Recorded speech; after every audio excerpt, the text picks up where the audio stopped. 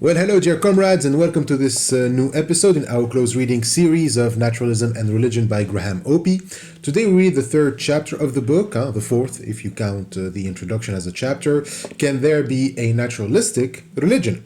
So in the previous chapter we answered the question, what is religion? And from the definition of religion, that is the definition Oppy adopted from Scott Atran, we concluded that naturalism cannot be logically a religion. For a reminder, naturalism is the claim that there are no non-natural causal entities with non-natural causal powers. In other words, there are none but natural causal entities with none but natural causal powers. So if you hold such claim, then you have a naturalistic big picture. And we defined religion by belief in non-natural causal agents and or non-natural causal regulative structures, so a non-naturalistic big picture, and some specific attitudes to have toward those entities in a communal setting. So these two definitions are clearly incompatible with one another. Naturalism cannot be a religion, and no religion can be naturalistic, since it will require a naturalistic big picture, but the definition of religion itself doesn't allow that. Only non-natural big pictures can become religious big pictures. So, as Oppy says, given my account of naturalism and religion, it seems that naturalistic religion is a contradiction in terms. A believer who belonged to a naturalistic religion would be required to believe both that there are non-natural causal agents and or non-natural causal regulative structures, and that there are no non-natural causal entities with non-natural causal powers. That is to say, a believer who belonged to a naturalistic religion would be required to have contradictory beliefs simply by virtue of belonging to that naturalistic religion. So, I think the contradiction is quite clear and simple. A religious naturalist believes that there are no non-natural entities and that there are non-natural entities. So, given the contradiction, it's impossible that someone rationally embraces the belief of a naturalistic religion. Of course, people can have contradictory beliefs, and they can know, that they are contradictory. It's not impossible, but we suppose, like Oppy says, that we cannot have contradictory beliefs if we are rational. But this is where things get a little bit complicated, because there are philosophers who are often held as guardians and champions of rationality who claim to embrace or aspire to establish naturalistic religions. There are at least 6 philosophies which make such claims that a naturalistic religion is possible and isn't a contradiction at all, though they often rely on a definition of religion that is different from the one, given by Atran. So this chapter has 7 sections. 6 of them are dedicated to the different naturalistic religions, and the last one is just concluding remarks. So what are those naturalistic religions, and why, despite the arguments in their favor, they fail to solve the contradiction between naturalism and religion? So we first have Pantheism. Some philosophers say that pantheistic religions are naturalistic religions. Then we have Panentheism. Some philosophers say that panentheistic religions are naturalistic religions. Then we have religious naturalism. Some philosophers say that there are religious naturalists. Then naturalistic religions, which are versions of the great post-axial religions that are naturalistic religions. Then we have religion of humanity, which is still to come. Some philosophers claim that naturalists need to build naturalistic religions. And lastly, there is religious humanism. So some philosophers claim that there are religious humanists. Now, let's see if they work, and of course we're going to explain each of these terms and see if they overcome the contradiction and thus force us to consider, or let's say to reconsider, our definition of religion and naturalism. So, spoiler alert, they don't. So let's begin with Pantheism. So what is Pantheism? So etymologically speaking, the term means all things are God, or God is everything. It's constructed from the Greek roots pan, which means all, and theos, which means God. So Oppy's source is William Mander's 2016 entry, Pantheism, in the Stanford Encyclopedia of Philosophy, the SEP. So that's a scholarly, peer-reviewed online encyclopedia devoted to philosophy, and one of the most authoritative reference resources in the field.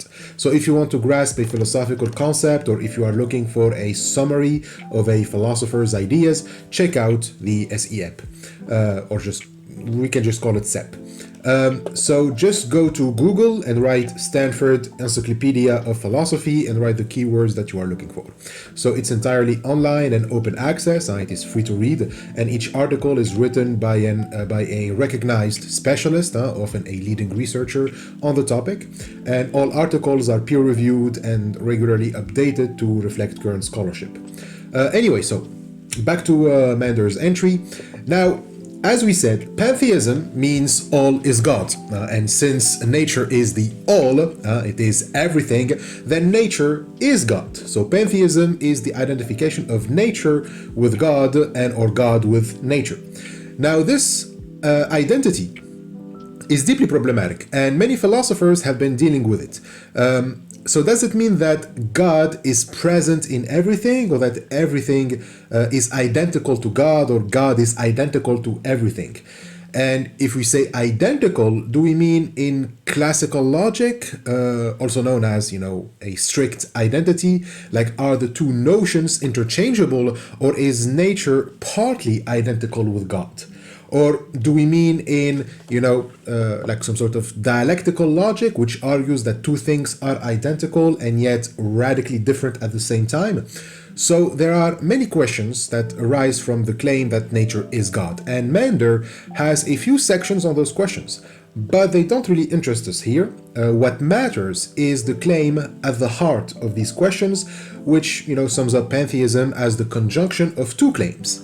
A, natural reality exhausts causal reality, and B, natural reality is divine. So, whatever how you explain the identity relation between God and nature, and no matter what terminology you want to use to explain it, in the end, all explanations imply that natural reality is divine. I mean, if you are a pantheist.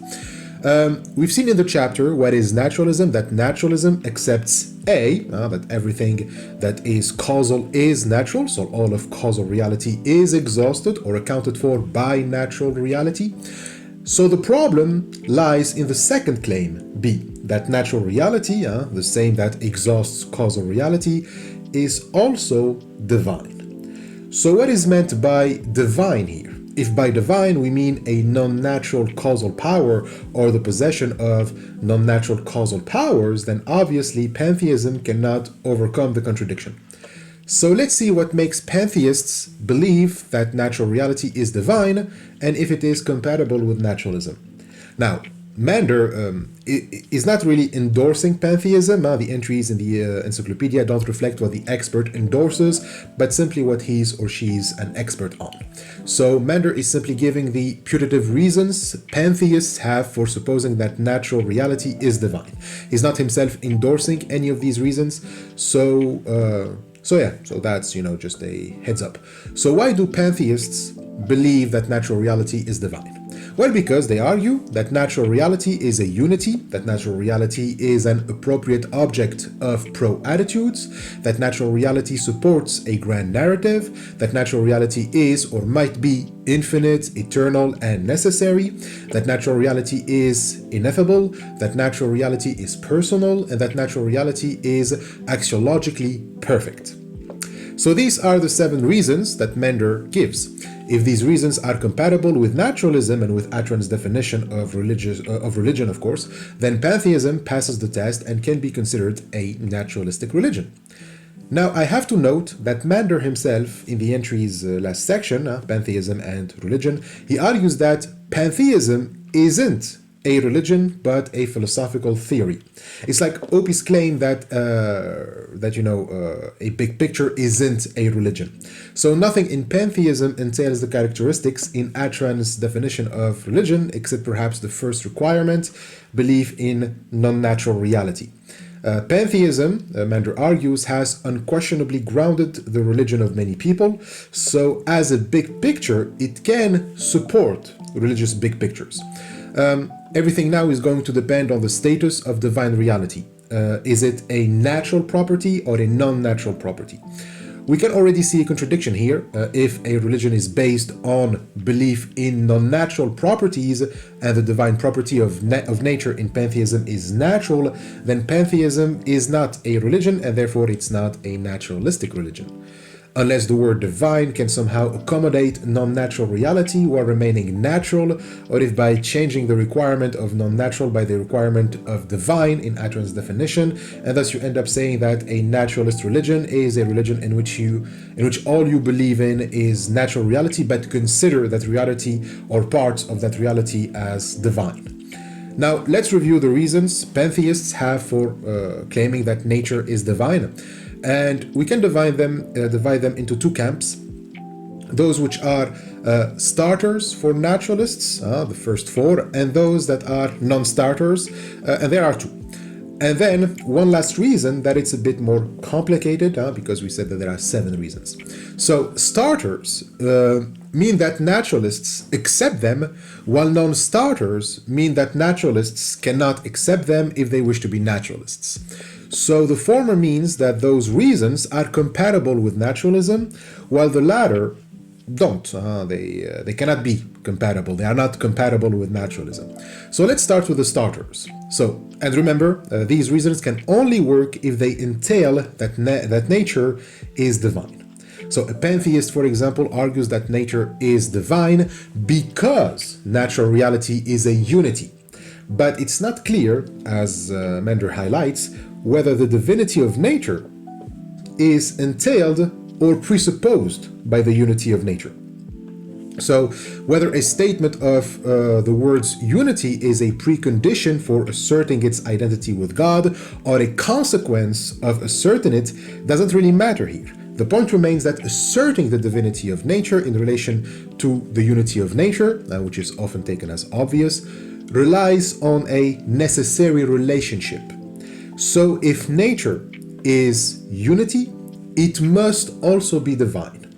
But this will entail that if you believe that nature is a unity, then you have to believe that it is divine. And so the same also applies for reasons like nature is an appropriate object of pro-attitudes. Mander doesn't use those terms in his entry, but uses the terms of evoking emotions towards reality. So nature is divine because of the feelings it evokes towards it. The one, for example, the one is holy because we feel a particular set of religious emotions towards it. So here too it can be argued whether the one is divine because we feel a set of religious emotions towards it, or we feel those emotions towards it because we think it is divine. But whatever the case, nature is divine because of those emotions or pro-attitudes.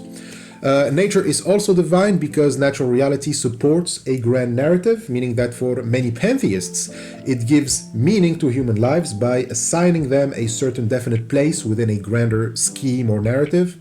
It gives its adherents a sense of, being part in a coherent universe, that the universe is not a random conjunction of brute facts, but a whole in which we have our proper location. And then nature is also divine because it is, or it might be, infinite, eternal, and necessary. So necessary means perfect in a metaphysical sense. A perfect being is a being that must exist, not because of something else, not because something else causes it, but because its own existence is supposed by its own essence. And so this is often attributed to God, and therefore if the universe or nature is necessary, if it is a perfect being, then it is divine.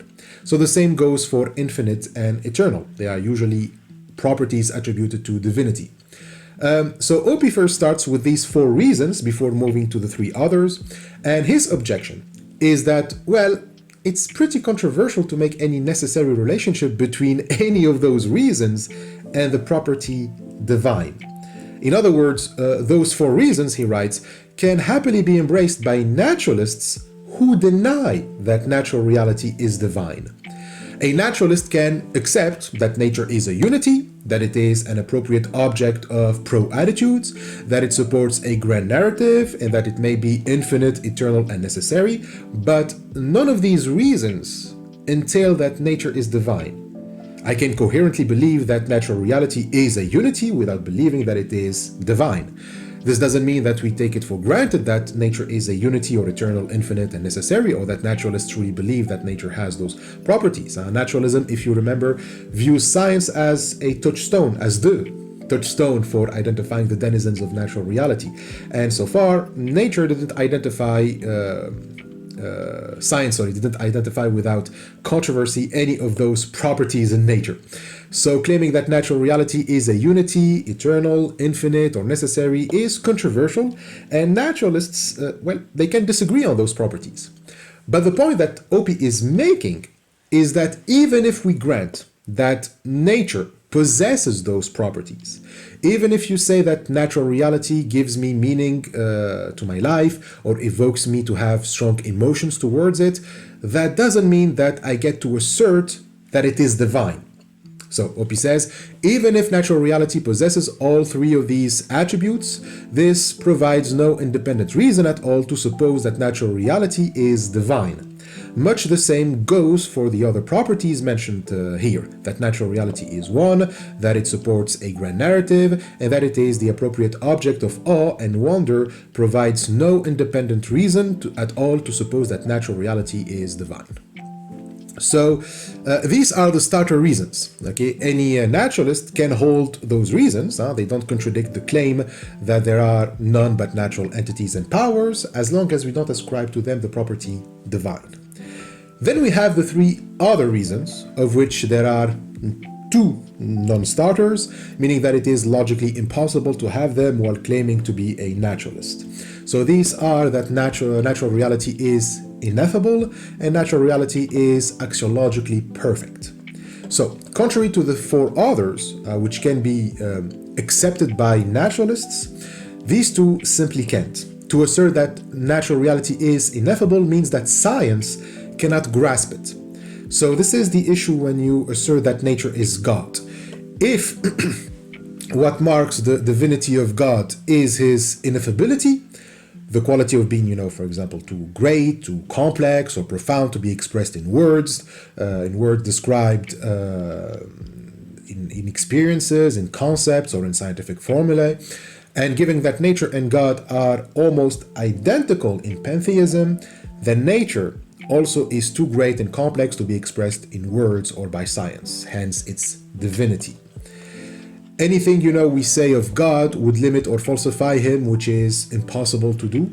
So we cannot speak of God, and as such, to say that nature is divine means that there are at least parts of nature that cannot be spoken of or grasped in scientific language.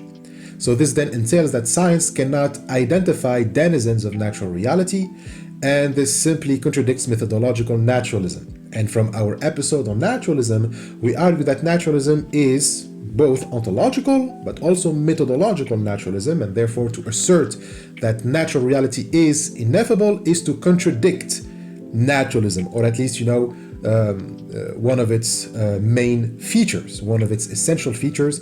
So it's a reason that naturalists cannot accept. And the second non-starter is that nature is axiologically perfect.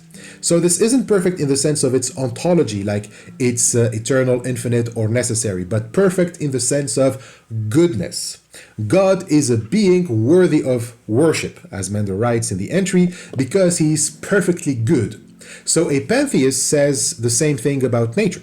But Oppy argues that a naturalist cannot accept that nature is perfectly good, since nature could always be better than what it is. I should, however, point out that in the section Value in Mander, he argues that naturalists can accept this goodness of nature, but they would use the term good in such a different way, which doesn't, let me see what pantheism is left in it. Like he says, pantheism just tells us that nature is our proper home and as such our proper good. But that simply says that each thing has its place in a wider system which both supports it and to which it contributes. So in short, as natural creatures, our most fulfilling life is found in and at one with nature. But that's just believing in a grand narrative. Or they would say that nature has no intrinsic value whatsoever. It is merely something that we happen to love and venerate in the highest degree. But then that is very different from saying that it is axiologically perfect. So these two reasons cannot be accepted by naturalists. As Oppy says, no naturalist can accept that natural reality is ineffable, that is ruled out by the claim that scientific method is our touchstone for identifying the denizens of natural reality. Since science does inform us about natural reality, it is not true that natural reality is ineffable. Moreover, no naturalist can accept that natural reality is axiologically perfect. It is the most straightforward common sense that there are many ways in which natural reality can be better than it is. And so then we are left with the last reason, that natural reality is personal. Now obviously all the others fail to overcome the contradiction, since 4 can be accepted by naturalists without the divine property, and the two that we just saw are just incompatible with naturalism. So the last one now that can somehow justify that pantheism can be a naturalistic religion by justifying that nature is divine is that nature is personal. But what do we mean by that? Well, because it's often believed that God is a person, then if God and nature are alike, then nature must be a person too. But this is also problematic because it's not clear whether God is literally a person or just person-like. Some pantheists argue that God is impersonal but still possesses intellect, thought, consciousness, intent, etc. In a way that is, analogical or metaphorical. A classic image here is the spiritus mundi, the idea that God is the mind of the world. Nature is somehow alive, has a mind or something like a mind. God is like a vast biological individual, a conscious rational being, exercising, providence over life, or simply a causal necessary power without providence or teleology or intent, but to whom we might approach in prayer, even though, this God doesn't love us back. So, Oppy argues that even if we allow this to be consistent with naturalism, a naturalist, can argue that nature is a person, but only in a very strict metaphorical and analogical sense, and so this will, contradict naturalism, because the only way this can be consistent is if the attribution of personhood to nature does not entail the attribution of non-natural causal powers to nature. And of course, giving nature nature's personhood is a literal sense will attribute, giving nature, some sort of personhood in a literal sense that will attribute non-natural causal powers to nature. So, you can say that, well, if I just give it personhood in a metaphorical sense, well, I don't attribute non-natural causal powers to it. But according to Oppy, even if you give it a metaphorical personhood, it will lead to the same result. Even if we suppose that personality is to be understood in an analogical sense, it seems to me that being a person entails having certain kinds of causal powers, such as those involved in thinking, feeling, sensing, and so on, where these two are understood in the same kind of analogical sense. Clearly, there is nothing in science that tells us that natural reality has these powers, so the proper conclusion to draw is that they are non-natural causal powers. So in other words, when you say nature is like a person, it means that it behaves like a person behaves. It has, kinds of causal powers like those of a person, not a body, but a person. So this means that by saying that it is by analogy to a person, you are saying that it literally thinks, feels, and senses like a person does. Okay, not as a person, but like a person. So nothing in science has identified that natural reality has these powers or anything remotely close to these powers that persons have. In that case, claiming that nature is divine because it is personal amounts to attributing to nature, even if it is metaphorical, properties that are not recognized by science, and thus it contradicts naturalism. Not just that, but in the last paragraph, Oppy brings in his notion of minimal worldviews or minimal big pictures. He argues that naturalism should be minimal or has a minimal characterization. And what does he mean by this? Well, the reference here is in his 2014 book, Reinventing Philosophy of Religion, an opinionated introduction, more specifically in chapter 4, Science, Nature, and Transcendence. So there he uses the term worldviews, but in the sense of big pictures. So a minimal worldview or big picture means one that gives a coherent account of reality with the least necessary commitments without having to rely on supernatural or immaterial or non-physical causes. In other words, the agents and structures of non-natural worldviews and religious worldviews. So everyone already agrees that there are physical, material, and natural entities and causes. And the question is, do we need to include more entities and powers than those to explain coherently reality? And naturalists, they say no, we don't. It's in this sense that naturalism is minimal. It simply limits itself to the needed minimum to explain reality. So the whole chapter is about arguing why minimal worldviews such as naturalism are better than religious worldviews that require to add on top of natural entities and causes non-natural ones. But in the beginning of the chapter, Oppy addresses pantheism along with Panentheism and panpsychism. We will go back to Panentheism since it is the focus of the next section, and panpsychism is the belief that everything possesses a mind or a mind-like property we can call mindedness, like everything has mental properties. Pan means all, again, and psychism from psyche means soul. So everything is a soul or has a soul, or let's just say it has mind. So pantheists who view nature as personal often endorse panpsychism. Since God is in everything and God is the cosmos's mind, then everything has mind or at least mindedness. So panpsychists have views that can be summed up by saying that the distribution of minds and mental properties in the universe are neither local nor late. So what does it mean? Well, naturalists suppose that only recently evolved creatures have minds and mental properties. So in the history of the universe, minds and mental properties are late invention, let's say. Plus, those minds and mental properties are tied to relatively complex biological and neural structures of the evolved creatures in question. So minds and mental properties are connected to neural properties, and in that sense they are local. Only creatures with specific structures can have minds and mental properties, and therefore not everything in the universe can have mind, or mindedness. So for a naturalist, the distribution of minds and mental properties is late and local, whereas a panpsychist argues that they are neither late nor local, but have always been around and are found in all things. So this distribution of mindedness, or minds in all things, are from the very beginning of the universe, is what supports the claim that natural reality is divine or sacred or worthy of worship or the like. But this, as we said, is deeply controversial and contrary to methodological naturalism and the minimal requirements for a naturalistic big picture.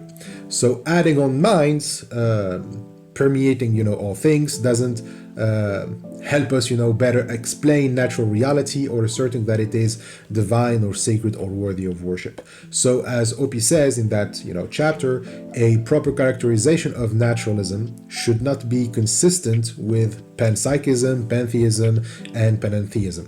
Instead, a proper characterization of naturalism that ought to be minimal should build in the idea that the distribution of minds in the universe is late and local, and a proper characterization of naturalism should, quote, include A, the claim that the distribution of mindedness in the universe is late and local, that is, the only minded entities are evolved creatures with relatively complex biological structures and perhaps minded entities that are the end results of the creative activities of those evolved creatures, and B, the claim that nothing is divine or sacred or worthy of worship.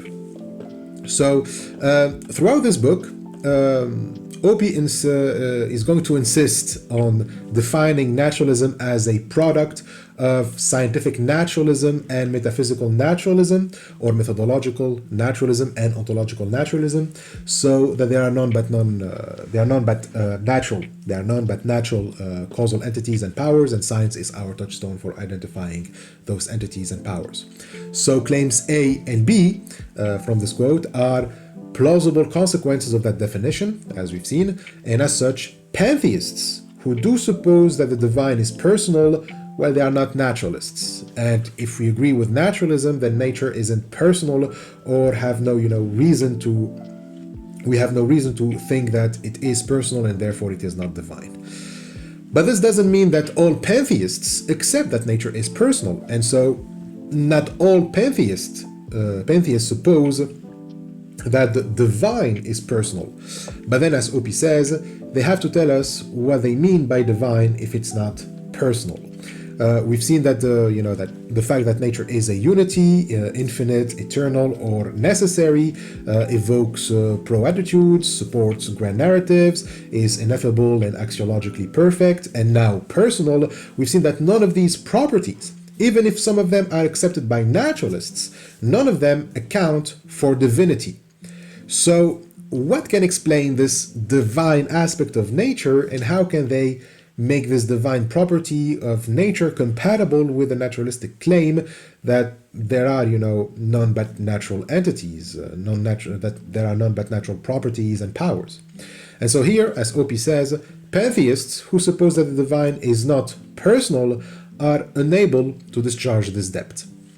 So to put it simply, pantheism isn't a naturalistic big picture, and then it cannot be a naturalistic religion. So arguing that natural reality is divine is already going beyond a minimal worldview, but if naturalism itself is a minimal worldview or big picture, if not the only minimal worldview out there, the actual minimal worldview that we can form consistently, then obviously pantheism cannot be naturalism. Since it isn't, then causal reality isn't only natural reality. Pantheism then has to argue that there are at least parts of causal reality that are non-natural. So to go back to the two claims of pantheism, that natural reality exhausts causal reality and that natural reality is divine, well, these two claims contradict one another. And so you cannot have naturalism, you cannot say that natural reality exhausts causal reality and then say that natural reality is divine. So, as Oppy says, the claim that natural reality is divine contradicts the claim that natural reality exhausts causal reality, since the divine property of natural reality implies non-natural reality as well that accounts for causal reality. So moving on to pantheism now. So already in that 2014 book, what Oppy said about pantheism and this panpsychism also applies to panentheism. So from there we can just say that panentheism doesn't overcome the contradiction either. But we need to go through the section nonetheless. So what is panentheism? Well, like pantheism, it's a view that has two claims, and one of them is natural reality exhausts causal reality. But the difference from pantheism is that while pantheism claims that nature is divine, panentheism claims that the divine is not nature, but beyond nature. Rather than say that natural reality is divine, panentheists say that there is something further that is divine. So this is where the two diverge, about exactly what it is that is divine. Of course, this divine realm beyond nature is filled with controversies among pantheists themselves. Now, there are many disagreements about what this divine beyond nature is. And it's not surprising, given the long history of panentheism, which traces back to late antiquity with Neoplatonists, medieval Neoplatonists, modern Neoplatonists, German idealists, American transcendentalists, British idealists, process philosophers, and contemporary panentheists. Now, of course, we're not going to go through all of these because there are too many. We're just going to focus on just one, the contemporary panentheist Mark Johnston. But we will, briefly survey the different claims that, held by panentheists, and already, rule out the claims that are obviously inconsistent with naturalism. So let's start with the claim that which is divine is greater than natural causal reality, both including and interpenetrating it. So that is the Neoplatonist position. The divine includes natural causal reality. It is beyond natural causal reality because it is greater since it includes it. And also the divine interpenetrates natural reality, which means that it is, through the divine that natural causal reality can make sense and and so with this account of the divine, clearly this version of pantheism is inconsistent with naturalism. So if the divine includes and interpenetrates, means that it is, it goes within nature, and by the way, it's because it goes within nature that we are capable of understanding nature. So because of this, because it includes and interpenetrates, and so you can also say that it interprets. It is through this that you can interpret, that you can understand nature or natural causal reality. Then inclusion and interpenetration must be understood in causal terms. If X includes Y or interpenetrates in Y, then X and Y have a causal relationship, meaning that X determines Y. And since it determines it, then X is also a framework for understanding or interpreting Y. So this wouldn't be a problem as long as X and Y are of the same nature. If X is natural reality and Y is whatever natural entity or natural power is within, natural reality, then this would be fine. But if Y is natural reality itself, then X must be something else than natural natural reality, since it includes and interpenetrates, and therefore it also interprets natural reality. So here the divine has to be a non-natural causal entity with non-natural causal powers. As Oppy says, the causal powers of that which includes and interpenetrates natural causal reality cannot be natural causal powers. So this is inconsistent with naturalism. Then we have transcendentalists like Ralph Waldo Emerson or Henry David Thoreau. And so these panentheists suppose that which is divine is a transcendent soul or spirit. So this also fails to be naturalistic for the same reasons as the Neoplatonists. To suppose a transcendent principle to natural reality means that this principle, this transcendent soul or spirit, is a non-natural causal entity with non-natural causal powers. So that fails too. Then there are pantheists who suppose that that which is divine is constituted from, but in some sense goes beyond natural causal reality. So the divine is constituted from natural causal reality, but goes beyond natural causal reality. You can put here the process philosophers and some idealists, but it's mostly process philosophy that endorses this claim. Philosophers such as Alfred Whitehead and Henry Bergson, they argue that the divine's consequent nature is constituted by the world, but nonetheless exceeds the world. So process philosophy understands reality as fundamentally dynamic, made up of processes, events, and relations, rather than static substances or fixed things. So things are always becoming rather than, having a fixed metaphysical status, and the divine then would be this ongoing process of transformation. But this too fails because how can a natural reality causes non-natural reality? Then there are those who suppose that there is an internal relationship between natural causal reality and that which is divine. This means that both interact with each other. The divine influences natural reality and vice versa. Here you have mostly the idealists and their dialectical approach between the divine and natural reality, like for example Hegel, Schelling, T.H. Green.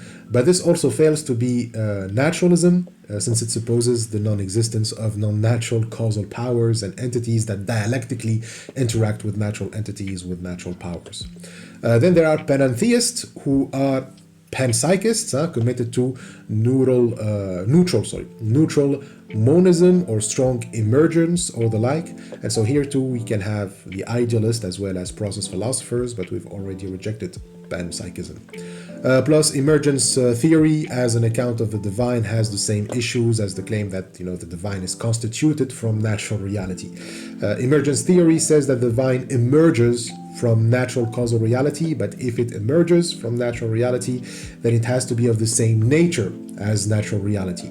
So why would we consider it divine while the natural reality from which it emerges isn't? If it is divine in contrast to natural reality, then this divine has non-natural causal powers, which again is not just opposed to naturalism, it still has to explain how from natural causal reality a non-natural reality emerges. Then there are those more contemporary pantheists who pull the classic move of using quantum physics to justify their accounts of divinity. Quantum entanglement provides a model for understanding the relationship between that which is divine and natural causal reality.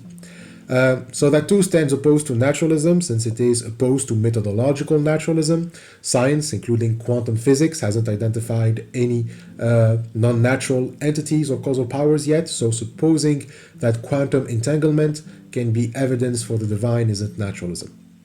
So all of these claims don't make a case that there can be a naturalistic religion from a panentheist perspective, since all claims so far run contrary to naturalism.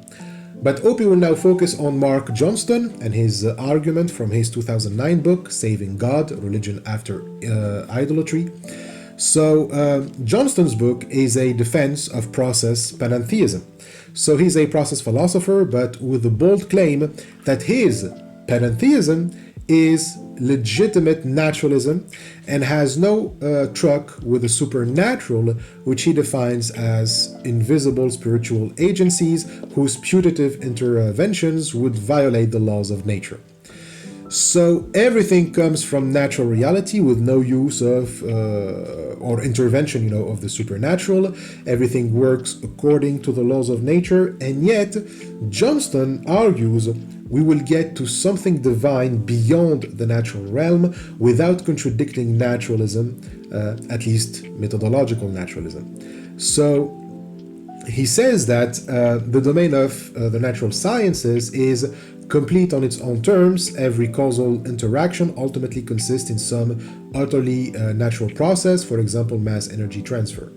So we don't need a more advanced science than the one that we have now, and by applying, the current scientific method, we should get to a realm that science cannot explain, since it is, beyond the natural realm. So Johnson claims that this his panentheism rejects scientism, which for him means the view that only the natural realm exists.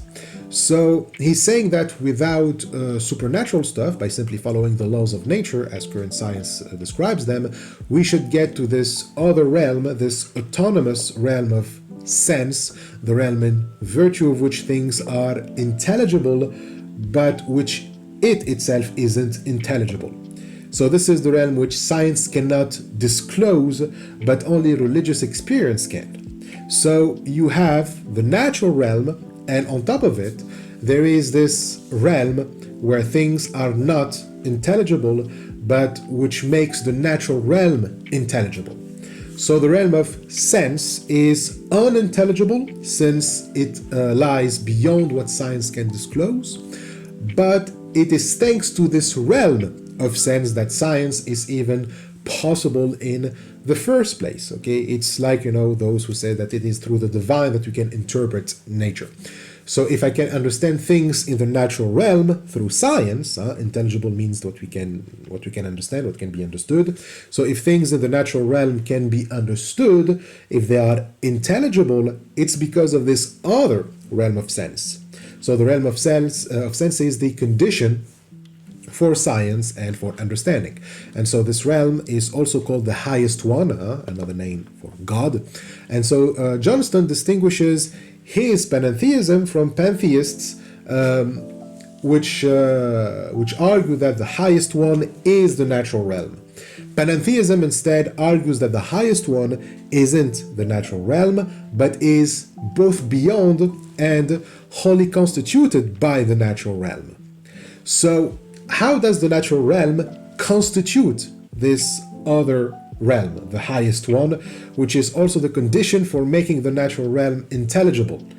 There seems to be a circularity problem here, okay, if not a problem of an emergence theory, right?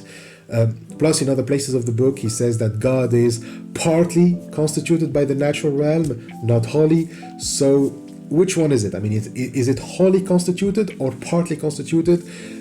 It is wholly, but because it is also beyond the natural realm, then it is also partly, like, it's very confusing. But anyways, wholly constituted or partly constituted, in both cases, Johnston will say that the point is that there is no natural reality beyond or outside the highest one, but the highest one is itself beyond what constitutes it, wholly or partly. So I don't know. So let's just see how is it, constituted. Well, here's how Johnston responds. Johnston tells us that, as a matter of definition, the highest one is the outpouring of existence itself by way of its exemplification in ordinary existence for the sake of self-disclosure of existence itself. He also says the highest one is the true object of our innermost wills, the very thing we obscurely desire in everything we desire. We know of the highest one that there could not be one higher. We also know that the highest one could not have evil intent nor a contempt for the truth. So if that sounds confusing to you, that's because it is. So let's unpack this. So there are three definitions of the highest one here. The first definition, the highest one, is the outpouring of existence itself by way of its exemplification in ordinary existence for the sake of self-disclosure of existence itself. So let's see what this means, what this says. Like, first of all, the highest one is the outpouring of existence itself. Okay, so let's stop there first. So existence is outpouring, meaning that it is in constant state of becoming, but not becoming in its simple metaphysical sense, like, opposed to being. You know how in classical philosophy and metaphysics, there's this duality between being on the one hand and becoming on the other. Being is what, stays the same, while becoming constantly changes through time. So the outpouring of existence is not becoming, but a process that overcomes this duality between being and becoming. We don't need to get into details, just that the highest one is the outpouring of existence itself. So it's constituted by this act of pouring out. God is not like some kind of an agent that intervenes in nature to regulate it or change it, which will, necessitate the violation of nature's laws. Rather, God is just the outpouring of existence through natural laws. Then we have, by way of its exemplification in ordinary existence for the sake of self-disclosure of existence itself. So it outpours itself by exemplifying itself in ordinary existence.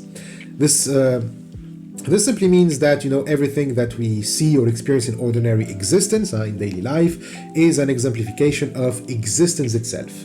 Or we can say, they are modes of existence itself. Every rock, tree, river, grain of sand, every life form, everything is existence itself exemplified. And it does this for the sake of its own self-disclosure. Disclosure means, revealing. Self-disclosure means that it reveals itself through natural laws. That's how, God is constituted, by pouring itself out.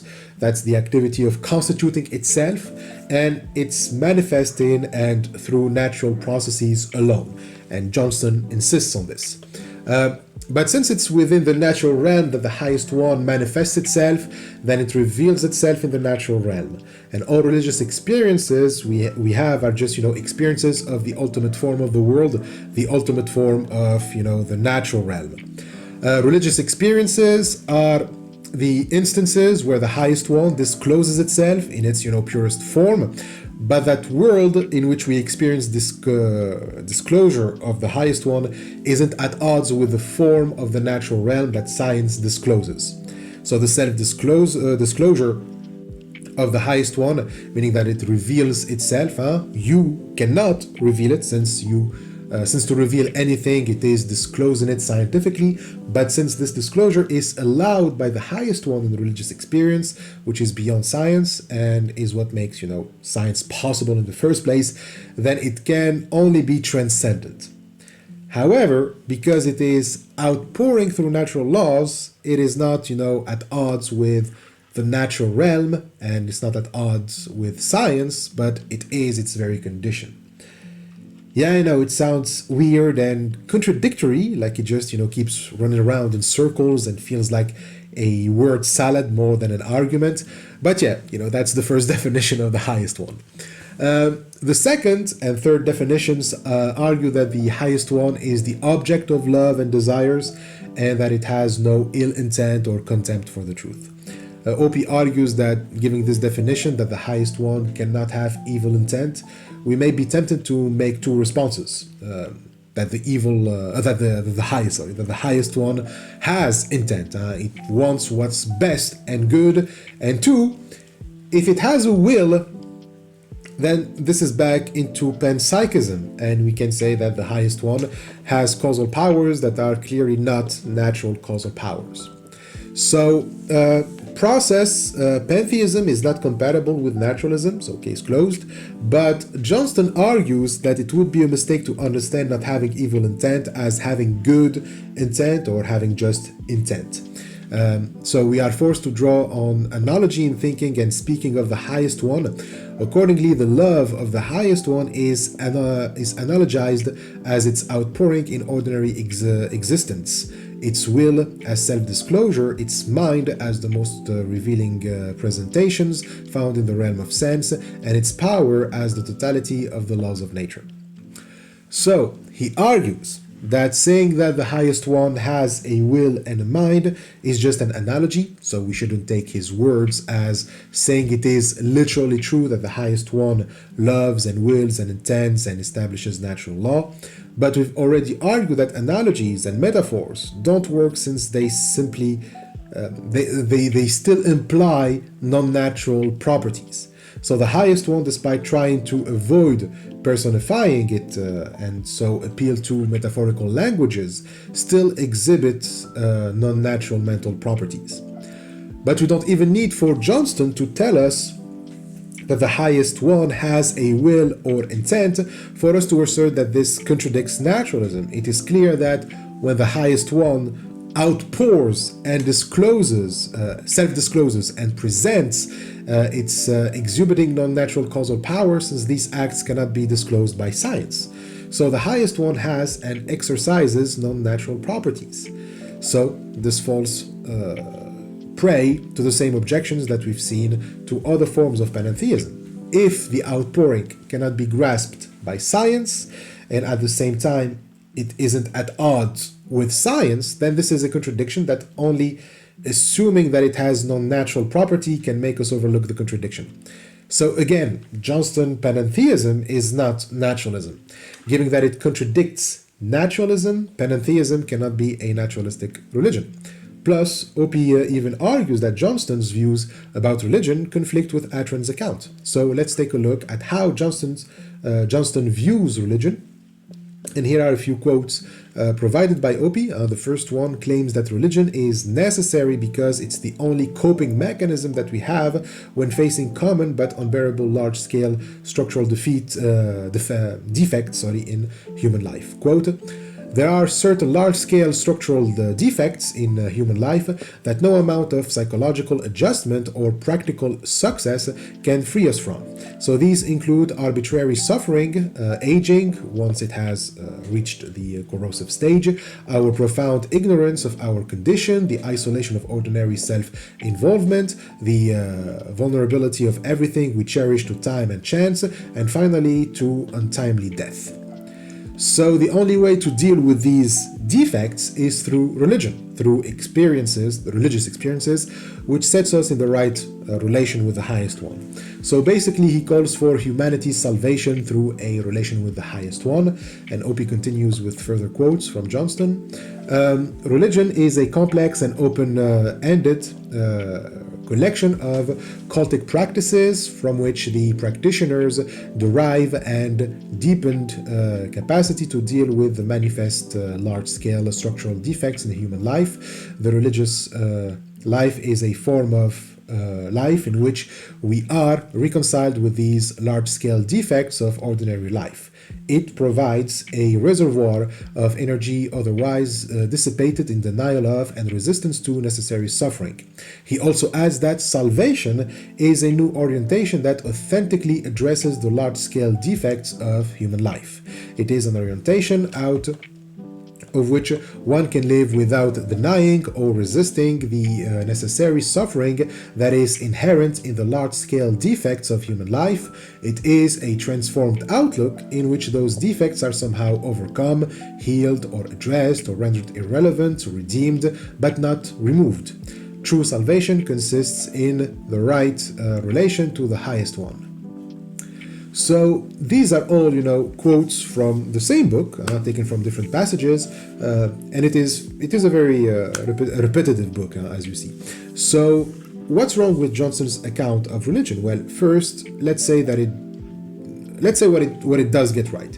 So, this definition corresponds to Atron's characterization that religion provides mastery of anxieties, of existential anxieties. However, while that criterion is often associated with religion, and it is hard to conceive of a religion without that specific criterion, that doesn't satisfy, the other, criteria of religion. It doesn't mean that you can reduce a religion to just a mastery of existential anxieties. So, in other words, Johnston mistakes something that is not even essentially religious for the whole of religion. So taken in itself, mastering existential crisis or existential anxieties isn't exclusive to religion, and therefore it's not essentially religious. But Johnston takes that non-essential trait for the essential one that makes a religion. In Atron's definition, we've seen that just one of the important aspects of religion is mastering existential anxieties, but that's just it. It is just one of the important aspects, and it's not even, the most essential one. And so Johnston means the same thing, but in different words. Instead of saying religion provides mastery of people's existential anxieties, he says it provides adherence with a deepened capacity to deal with the manifest large-scale structural defects in human life. The issue is that when you define religion by only that trait, when you mean that whatever provides mastery of existential anxieties is a religion, that's wrong.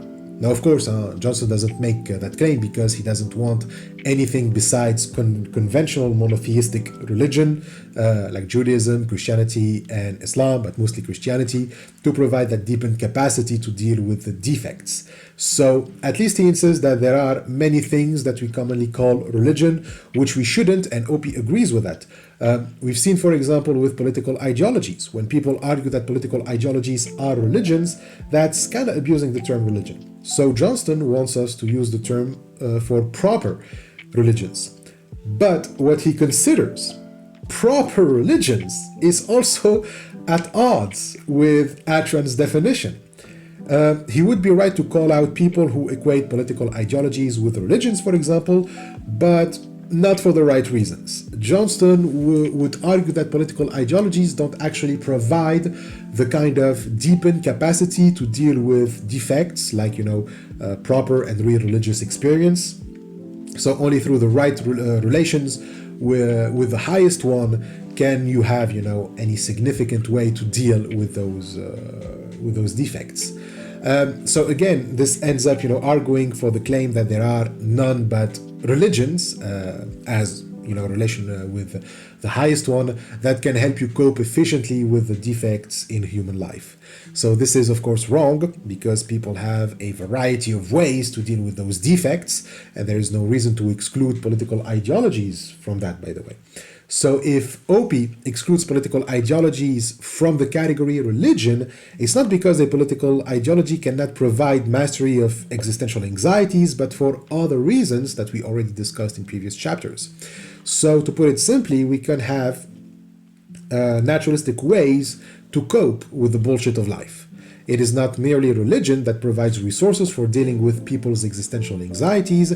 Despite what Johnston suggests, there are naturalistically acceptable alternatives whose efficacy is visible in the flourishing lives led by some naturalists. While Johnston's favored religious resources involve life oriented towards the highest one, there is no good reason to suppose that this is the only way to achieve genuine mastery of existential anxieties.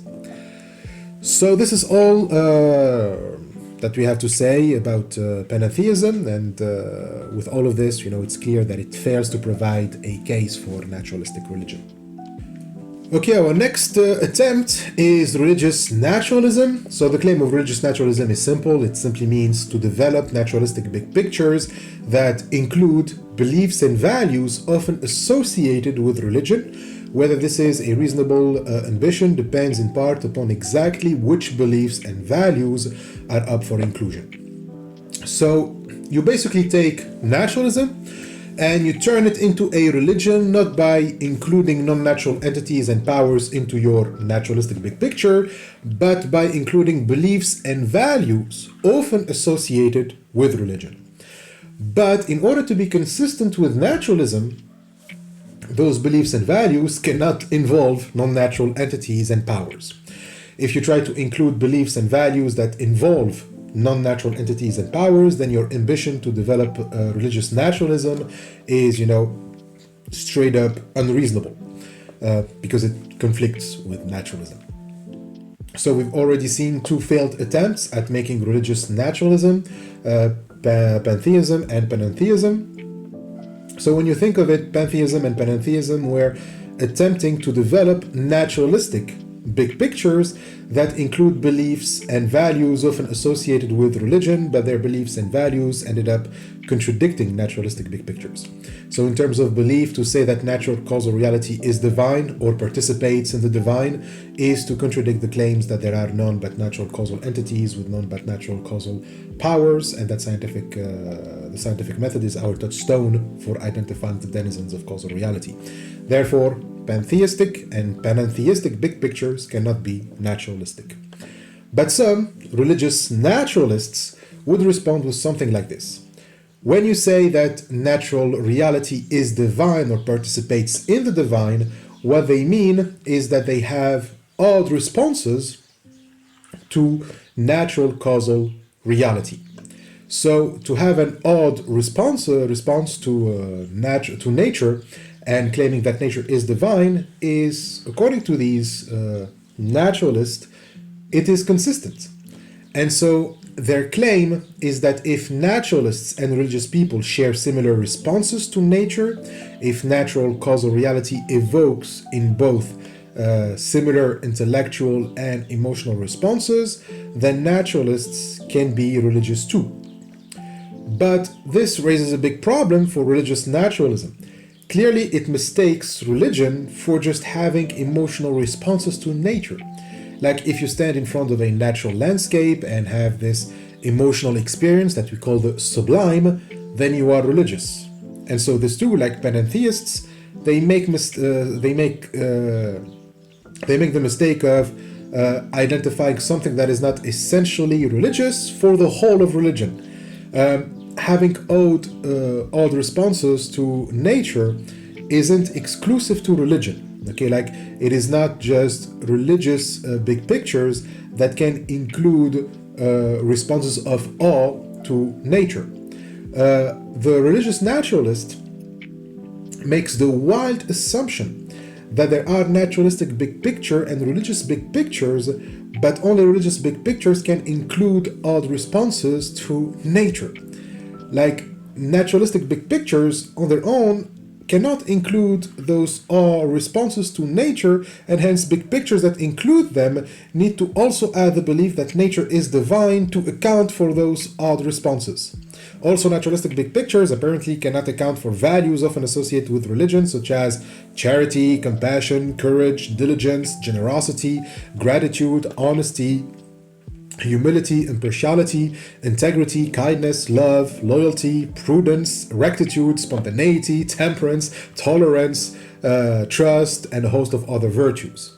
So, apparently, these values can only be included in religious big pictures, so a strict naturalist or a non-religious naturalist would be unable to justify those values through non-religious naturalistic big pictures. But this, of course, is just wrong.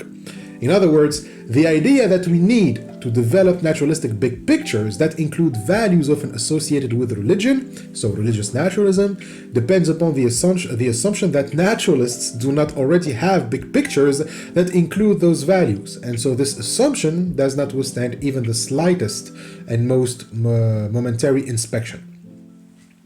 So first, in what way saying that there are none but natural entities and powers, and that science is our touchstone for identifying those entities and powers, is inconsistent with or contradicts odd responses to nature. Just because a big picture doesn't entail a certain behavior or a certain feeling, it doesn't mean that it cannot include such behaviors and feelings, or that such behaviors and feelings are inconsistent with the big picture. If you see a naturalist being kind to others, their kindness, just because it's not entailed by naturalism, it doesn't mean that naturalism is at odds with that kindness. And so you go on and pull the Jordan Peterson move of saying that deep down that naturalist doesn't really believe in naturalism. And more importantly, those who hold big pictures which don't entail those behaviors and feelings will not far worse or better with respects to embodying and displaying virtue than do religious adherents. So having a naturalistic big picture doesn't mean that you are less likely to be generous, kind, or loving than someone who has a religious big picture. There is no evidence to suggest that. Oppy mentions the 2005 study by Gregory Pohl, Cross-National Correlations of Quantifiable Societal Health with Popular Religiosity and Secularism in the Prosperous Democracies. So in it, Pohl tests to see if the opinion that, popular belief in a creator is strongly beneficial to national cultures can get any empirical support. So it's a religious big the question is a religious big picture more likely to make us commit to those mentioned values than non-religious big pictures? Theists often assert that, popular belief in a creator is instrumental towards providing the moral, ethical, and other foundations necessary for a healthy, cohesive society, and that widespread acceptance of evolution and or denial of a creator is contrary to those goals. So in short, a naturalistic big picture is contrary to the goal of providing moral and ethical foundations for a functioning society. Take away religious big pictures and you will end up with a dysfunctional society. But what Pohl finds by looking at Western democracies is that all of them, except the United States, are doing quite well. Why is the United States falling behind in terms of health issues, of violence, homicide, school shooting, abortion, suicide, STDs, etc.? Well, it's because the only prosperous nation where the majority of the population absolutely believes in a creator and evolutionary science is unpopular, whereas in the other prosperous countries, popular acceptance of evolution, of evolutionary science correlates negatively with levels of religiosity. So, in other words, the more people accept evolutionary science, the less they are likely to exhibit religiosity. But this is also correlated with how dysfunctional societies are. The US is deeply dysfunctional, And as Paul stresses, it's exceptionally dysfunctional. It's probably the only thing exceptional about the US, that always boasts about its exceptionalism. So in nations where secularization is popular, often due to widespread acceptance of evolutionary science, those societies actually display higher rates of social health. So this can even mean that those who have naturalistic big pictures tend to display more of the virtues often associated with religion. And so they don't fall worse than those who hold religious big pictures. And actually, Paul is suggesting that they fare better, but we'll do as Oppy does, and we will display some humility and say that they don't fare worse or better. So the point is, assuming that non-religious naturalistic big pictures will be at a serious disadvantage to provide the ethical or moral foundations for a well-functioning, healthy society is empirically not supported. Just because it doesn't entail being nice, it doesn't mean that people are going to be dicks to each other. So, plus, when you think of it, even religious big pictures cannot entail any behavior or value, since a religious big picture is just a non-naturalistic big picture plus other commitments, and it's those commitments that religious people want to secure for everyone. You can easily show that those commitments aren't entailed by their non-naturalistic big pictures as well. So if you take a theistic big picture, the belief that there is only one God, you still cannot entail anything from the mere existence of a God. So, as Oppy says, but it is no less true that, for example, you cannot read off evaluative and normative commitments from the claim that there is at least one God, or from the claim that someone's big picture is religious. In short, naturalists can consistently be virtuous and moral and emotionally responsive to the wonders of natural causal reality. So, if the term religious naturalism is a naturalist who is virtuous and moral and emotionally responsive to the wonders of nature, well, that's just a naturalist. Given that non-religious people exhibit those behaviors and beliefs, the term religious naturalist is just redundant. But still, some religious naturalists can say that the difference between a naturalist and a religious naturalist is just that the latter takes these things to heart and are more actively interested in them. So this is what American philosopher of religion Loyal LaRue says in his 2011 book, Nature is Enough, on pages 100 to 101. That's in the 4th chapter of the book, Religion Naturalized, Nature Sanctified, in the section Taking Nature to Heart. So the whole section is about the notion of taking something at heart or to heart, and this is what a religious naturalist does, contrary to a simple naturalist, to take nature at heart. Now, what does that mean? Well, to take something at heart, according to Rue, simply means that something has the potential of changing something fundamental in a person's life. So with this, Rue makes the distinction between a naturalist and a religious naturalist, someone who believes that there are only natural entities and powers, and someone who has that belief, but also that belief changes something fundamental in his life. So he parallels this with a nominal and a religious theist. A nominal theist simply believes that God exists, but a religious one takes to heart the existence of God. He takes God to heart. He infuses belief in God with an attitude, with appraisals of value and existential meaning, beliefs that have non-trivial consequences for the way a person relates to something or to someone. And he continues saying that taking something to heart suggests that the thing is being treated as vitally important, that something is being put into play as a central element. If I take something to heart, I invite it to have some measure of transformative power. It becomes like wisdom, part of one's internal makeup, an essential feature in one's algorithms for living. So it bears heavily on fundamental matters or purpose and meaning. it has, to play an essential role in the process of personal growth, with altering the hierarchy of an individual's goal and values. He gives the example of Allah and the Quran. Taking the Quran to heart, he says, alters the fabric of my self-understanding. It shifts my theological center of gravity. I operate differently in my efforts to live in harmony with reality, etc.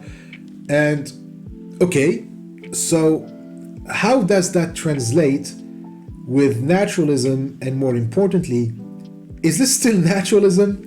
Well, basically, a religious naturalist differs from a non-religious naturalist by virtue of his or her suit of attitudes, apparently. The religious naturalist takes nature to heart or at heart. Nature means more to religious naturalists because they take nature to heart in ways that differently shape their thinking about nature, how they feel about it, and of course, what they are disposed to say about it. It might be said that religious naturalists make different attributions concerning nature without making different claims. And Roux is very specific about what that means. He simply transposes what theists say about God to nature, and from that they develop certain attitudes and practices towards nature, just like they would do towards God. So religious naturalists typically refer to nature as sacred in the sense of being inviolate and worthy of deep reverence. Religious naturalists are also likely to regard nature as creative and dynamic, that say that nature is self-sufficient, sovereign, and omnipotent. They use theistic language about the judgment and grace of God for the assertion that nature constrains and enables. Theists claim that God, transcends nature, while religious naturalists will say that nature transcends nature itself. So all of these, are basically, paraphrases and quotes from Roux, from page 100 to 101, and they sound a lot like saying that nature is divine.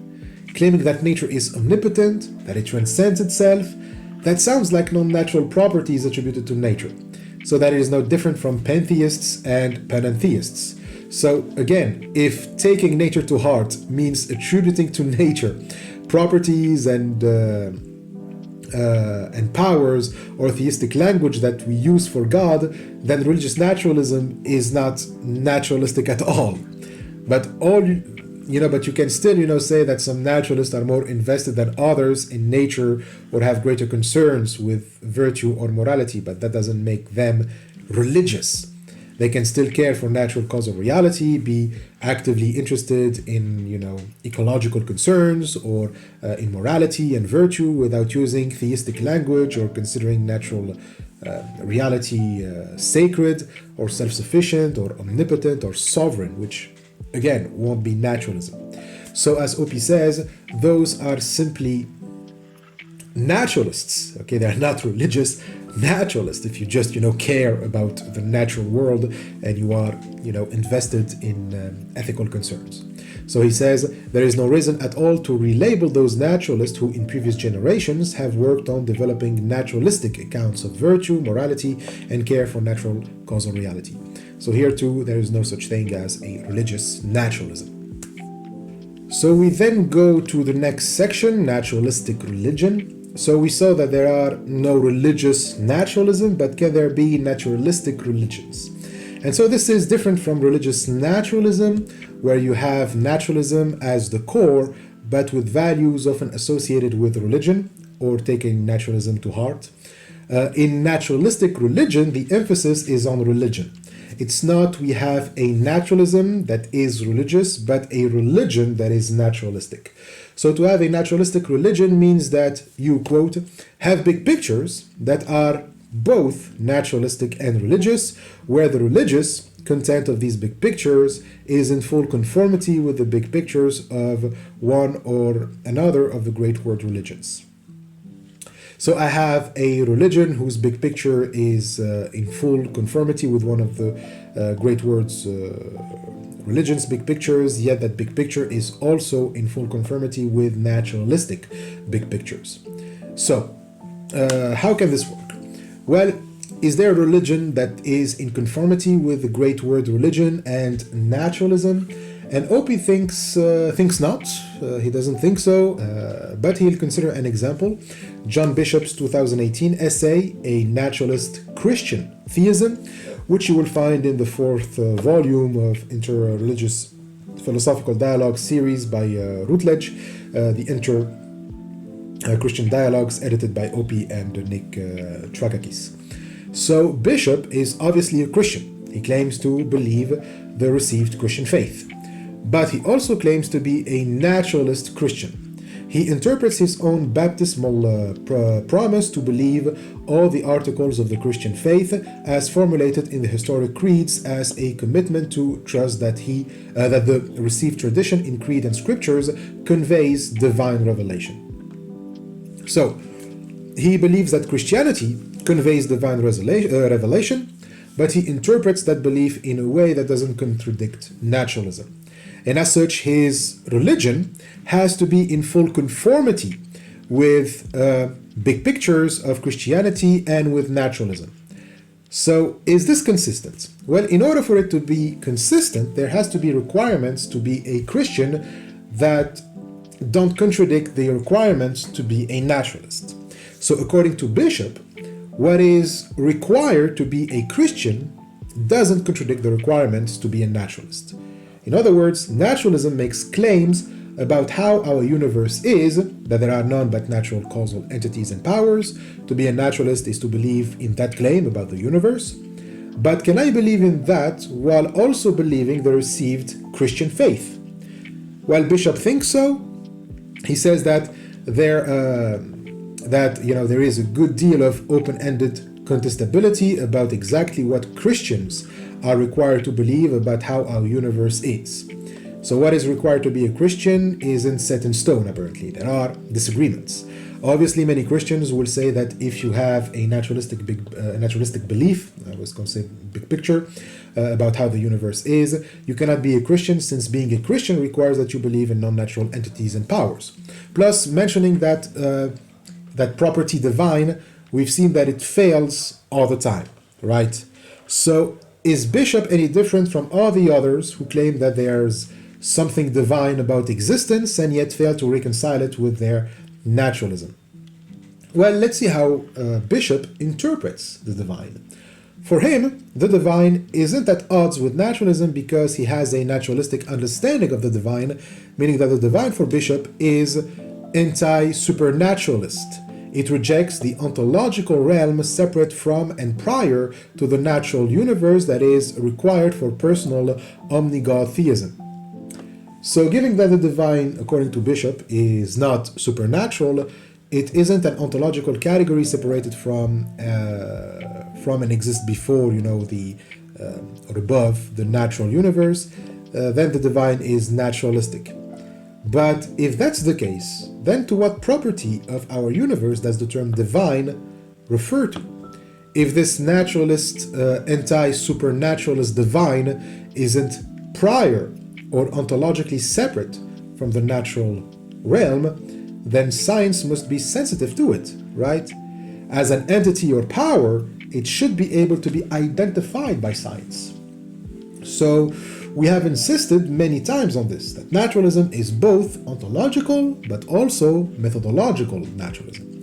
Science is our touchstone for identifying the denizens of natural reality. But did science identify anything divine? Well, no. And this is not because current science is incomplete, but because of how Bishop defines the divine. It's not just that it is anti-supernaturalist, it is also ungraspable by science.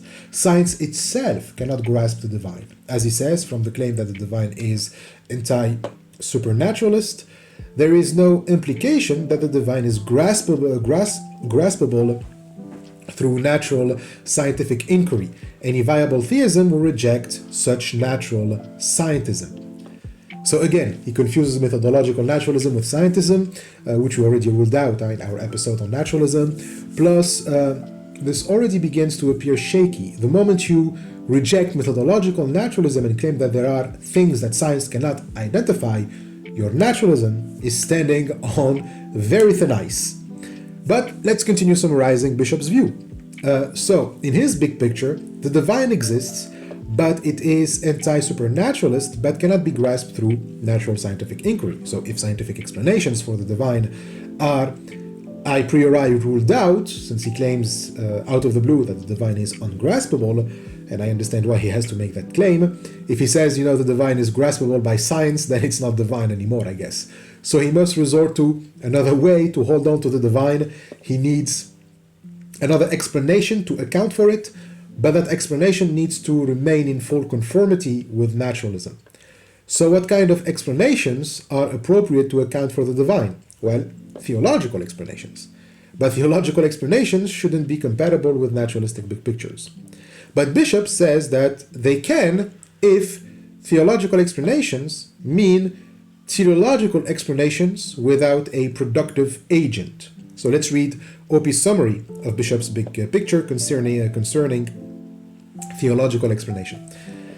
At the heart of Bishop's big picture is the suggestion that theological explanation of the universe can be uniquely and an irreducible theological explanation. In his view, there is no need to postulate a productive agent. Rather, the universe is seen to have an efficient cause because it is explicable in terms of its actually realized ultimate and supreme good telos. While he expects that some would be scandalized by the thought that in the order of productive causality, the creator is dependent on his own creatures, he thinks that this kind of scandal is actually entrenched in Christian tradition. So let's explain, starting with the scandal.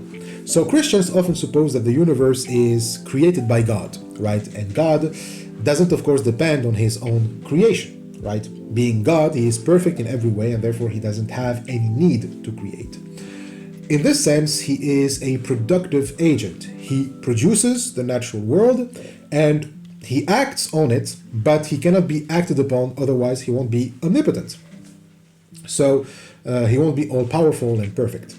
So in this view, he is separate from creation, and therefore being ontologically prior and separate from nature, he is supernatural, and thus contradicting naturalism. So this theological explanation of the divine is clearly at odds with naturalism, since the divine is explained by its being prior to and separate from the natural universe. But Bishop claims to reject this account of the divine, and hence the scandal. If God isn't prior and separate from the natural universe, which is necessary to his naturalistic big picture to reconcile the divine with the natural, then God is no longer independent from his creatures and is no longer a productive agent. So now we need to resort to another theological explanation without postulating a productive agent. We cannot explain the universe theologically in the traditional sense, let's say, where it is explained as being the creation of a productive agent, a God prior and separated from the universe. So what kind of theological explanation is left? Are we left to turn? So according to Bishop, we are left with a teleological one. A teleological explanation means that you explain something through its purpose or its end. Telos in Greek means goal and or purpose.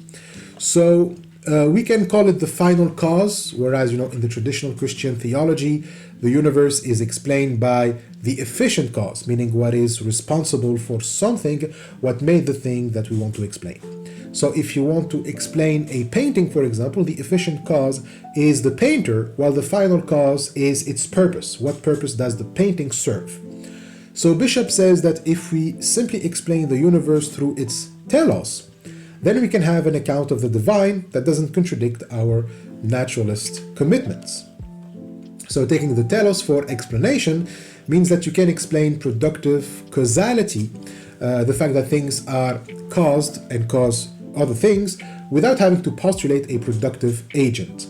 The universe is as it is because it is moving towards a certain purpose. So everything that exists in and in the way that it exists to fulfill a certain telos, to realize a telos. You see a chair and you say, this chair was made to realize a goal, which is sitting. So look at the world and ask, what telos did that tree or that river realize?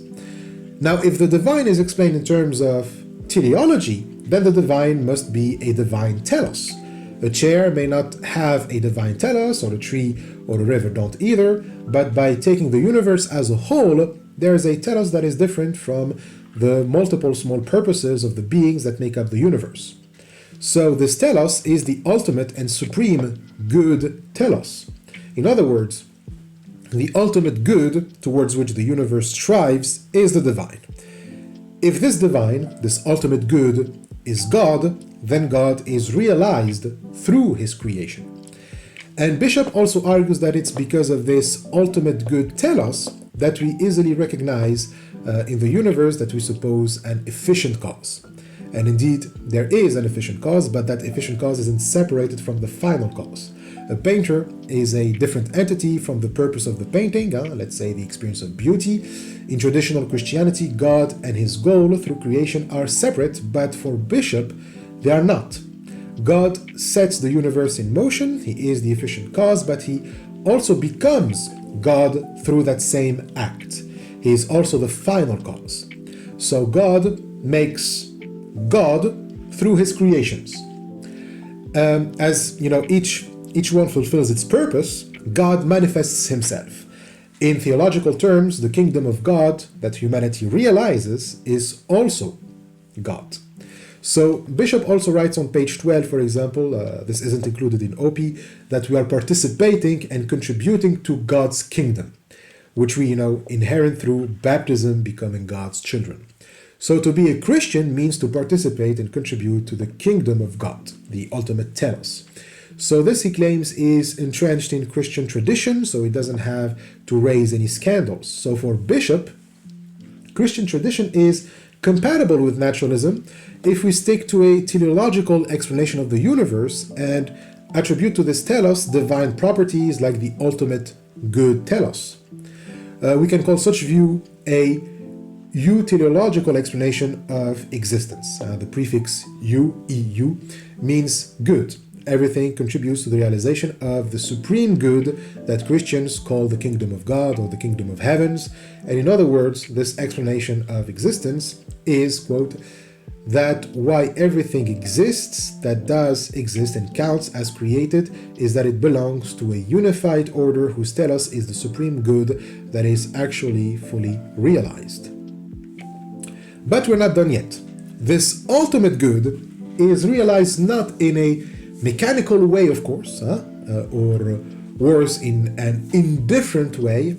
It's not each one of us does what they are, supposed to, and that's it. You don't realize the ultimate telos that way. Rather, the ultimate telos is realized through acts of love.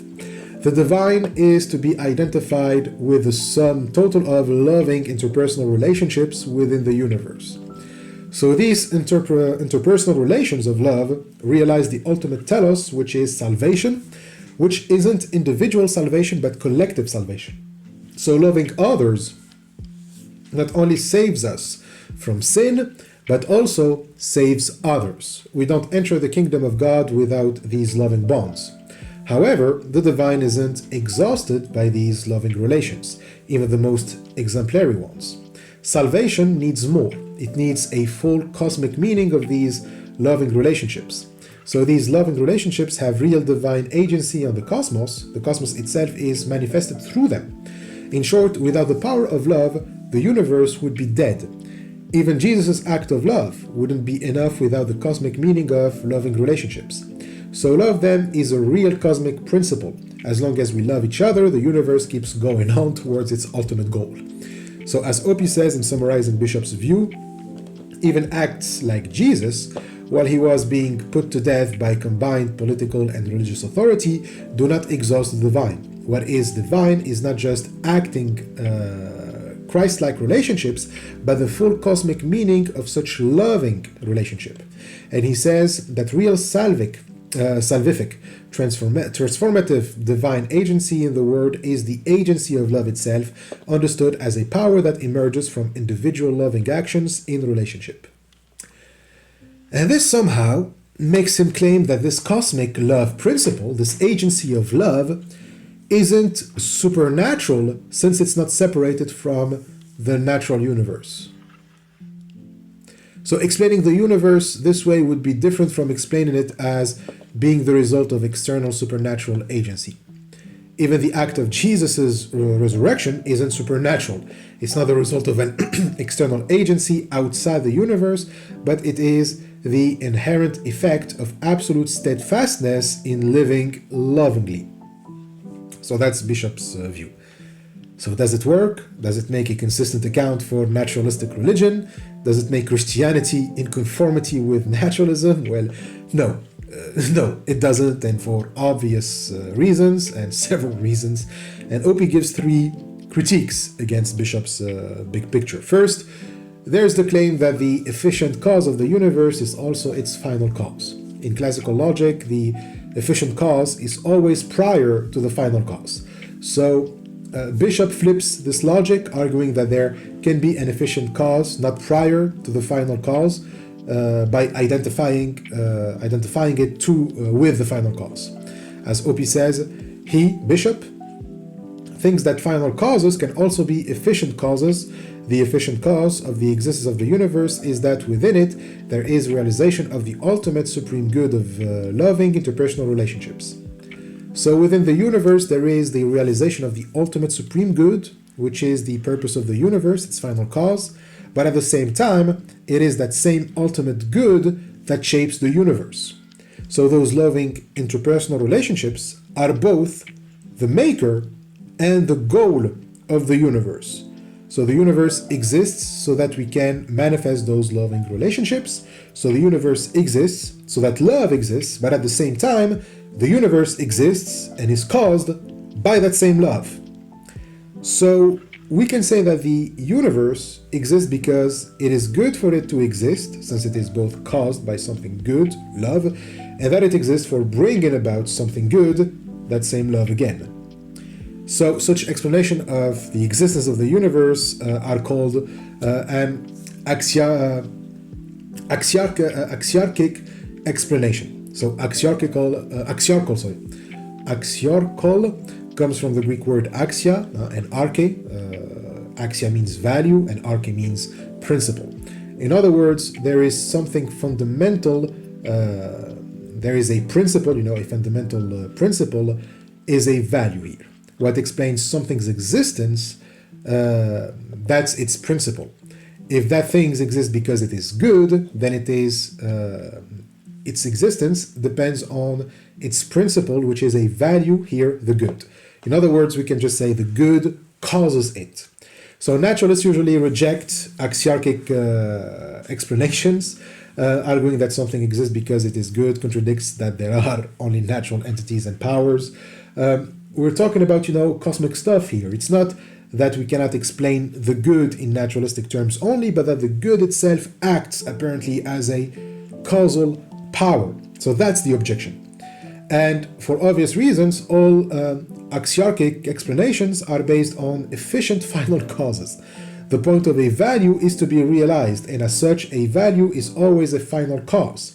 That is not, the same as saying that values can motivate you to do something. The value, tolerance, for example, motivates me to act in a tolerant way, but it's not like tolerance from the future is affecting me so that I do what is necessary in order to have a society in which tolerance is acted out, in which we don't, repress difference, for example.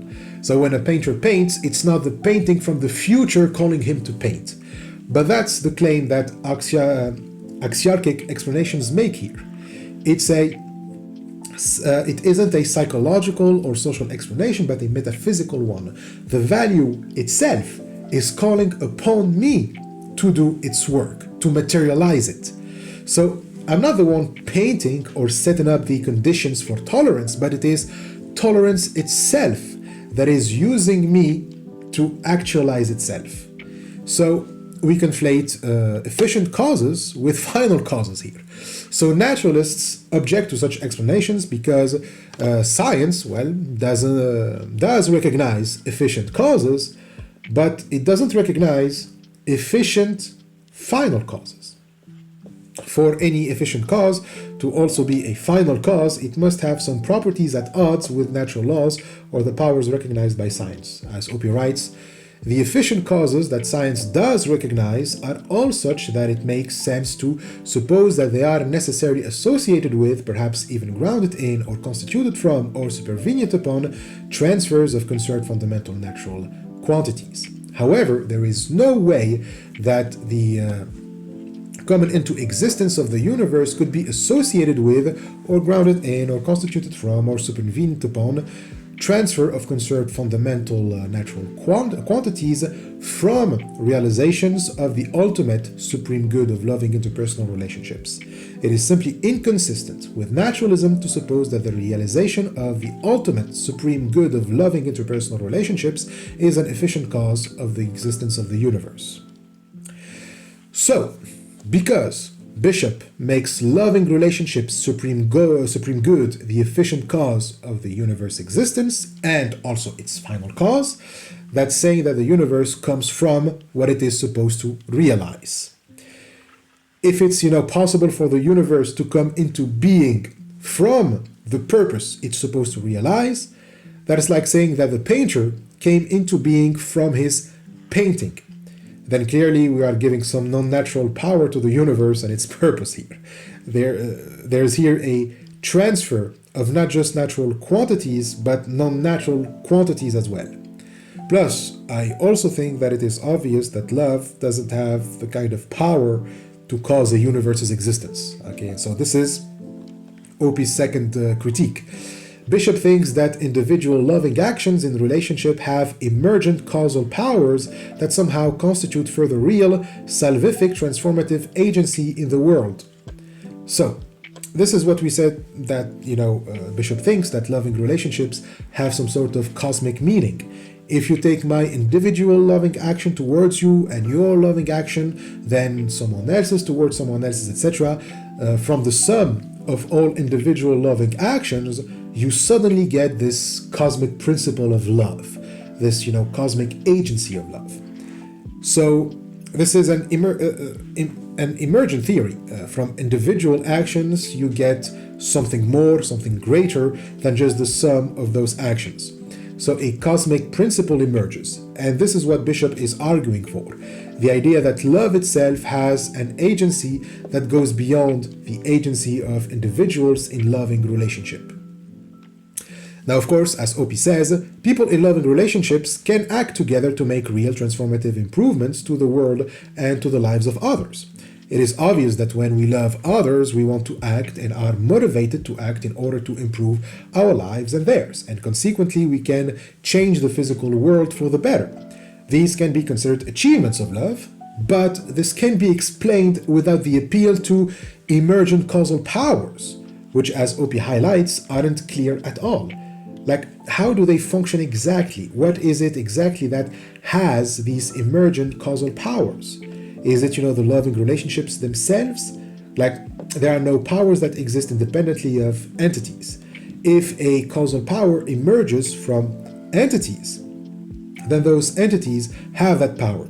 At least you can say, that it's the entities with those powers that emerge from entities, not powers, that emerge out of entities. So we don't know what has the salvific power of love, nor do we know how it gets to exercise these powers. So we have enough to say that it is inconsistent with naturalism to suppose that individual loving actions in relationship have emergent causal powers that somehow constitute further real, salvific, transformative agency in the world. So it fails again. And lastly, we have Oppy's third critique, and that is the very uncertain understanding of what is divine. Bishop seems to call divine the sum of total loving interpersonal relationships in the universe. Alright then, we can agree that there is a total sum of loving relationships in the universe. Naturalists can accept that easily. But we have to ask, what makes it the case that the sum total of loving interpersonal relationships in the universe deserves the label divine? If you say it deserves the label divine because loving relationships are a very good thing, and so the sum of very good things must be very good, well, everyone will agree with that. But it's one thing to call loving relationships very good, and it is another thing to call loving relationships divine. If you know what you mean is that they are very good and you prefer living in a world where loving relationships exist, then just say that. Why would you have to claim that their sum is divine? Do we have to make the claim that everything that people consider very good and motivating to do good in the world divine? There are other things besides love that can be called divine on that account. Plus, this is just an example of Christianity. If Bishop wants to make such a claim, it is certainly because his religion puts a huge emphasis on the notion of love. But other religions will put their own values as fundamental and deserving the label divine. Bishop can also argue that what is divine isn't the sum of loving relationships, but the full cosmic meaning of interpersonal loving relationships, which apparently means something else than the sum of loving relationships. Then the question becomes, what do you take the full cosmic meaning of interpersonal loving relationships to be? If the full cosmic meaning of loving relations is the emergent causal powers we mentioned, then naturalists will deny that there are such emergent causal powers. So again, there is nothing that can logically compel us to accept Bishop's views are naturalistic. All the powers he mentions to support his claim turns out to be non-natural. And again, it doesn't mean that loving relationships don't exist or that they are not good, as Oppy even insists. Naturalists, by denying the divine properties of love, they aren't denying that there is very little value, very little, if anything, in our universe that is better than loving interpersonal relationships.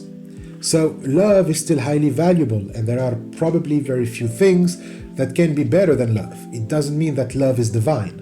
And you know what? That's okay. Nothing has to be divine to be deeply appreciated. The same also applies to the notion of the good or virtue. In the last paragraph of the section, Oppy discusses the last part of Bishop's essay when he justifies his Christian commitment.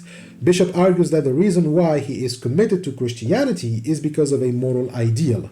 He finds that to be a Christian is to commit to an ethical ideal, and that it makes sense to be a Christian because he sees the world fit to conform to that ethical ideal.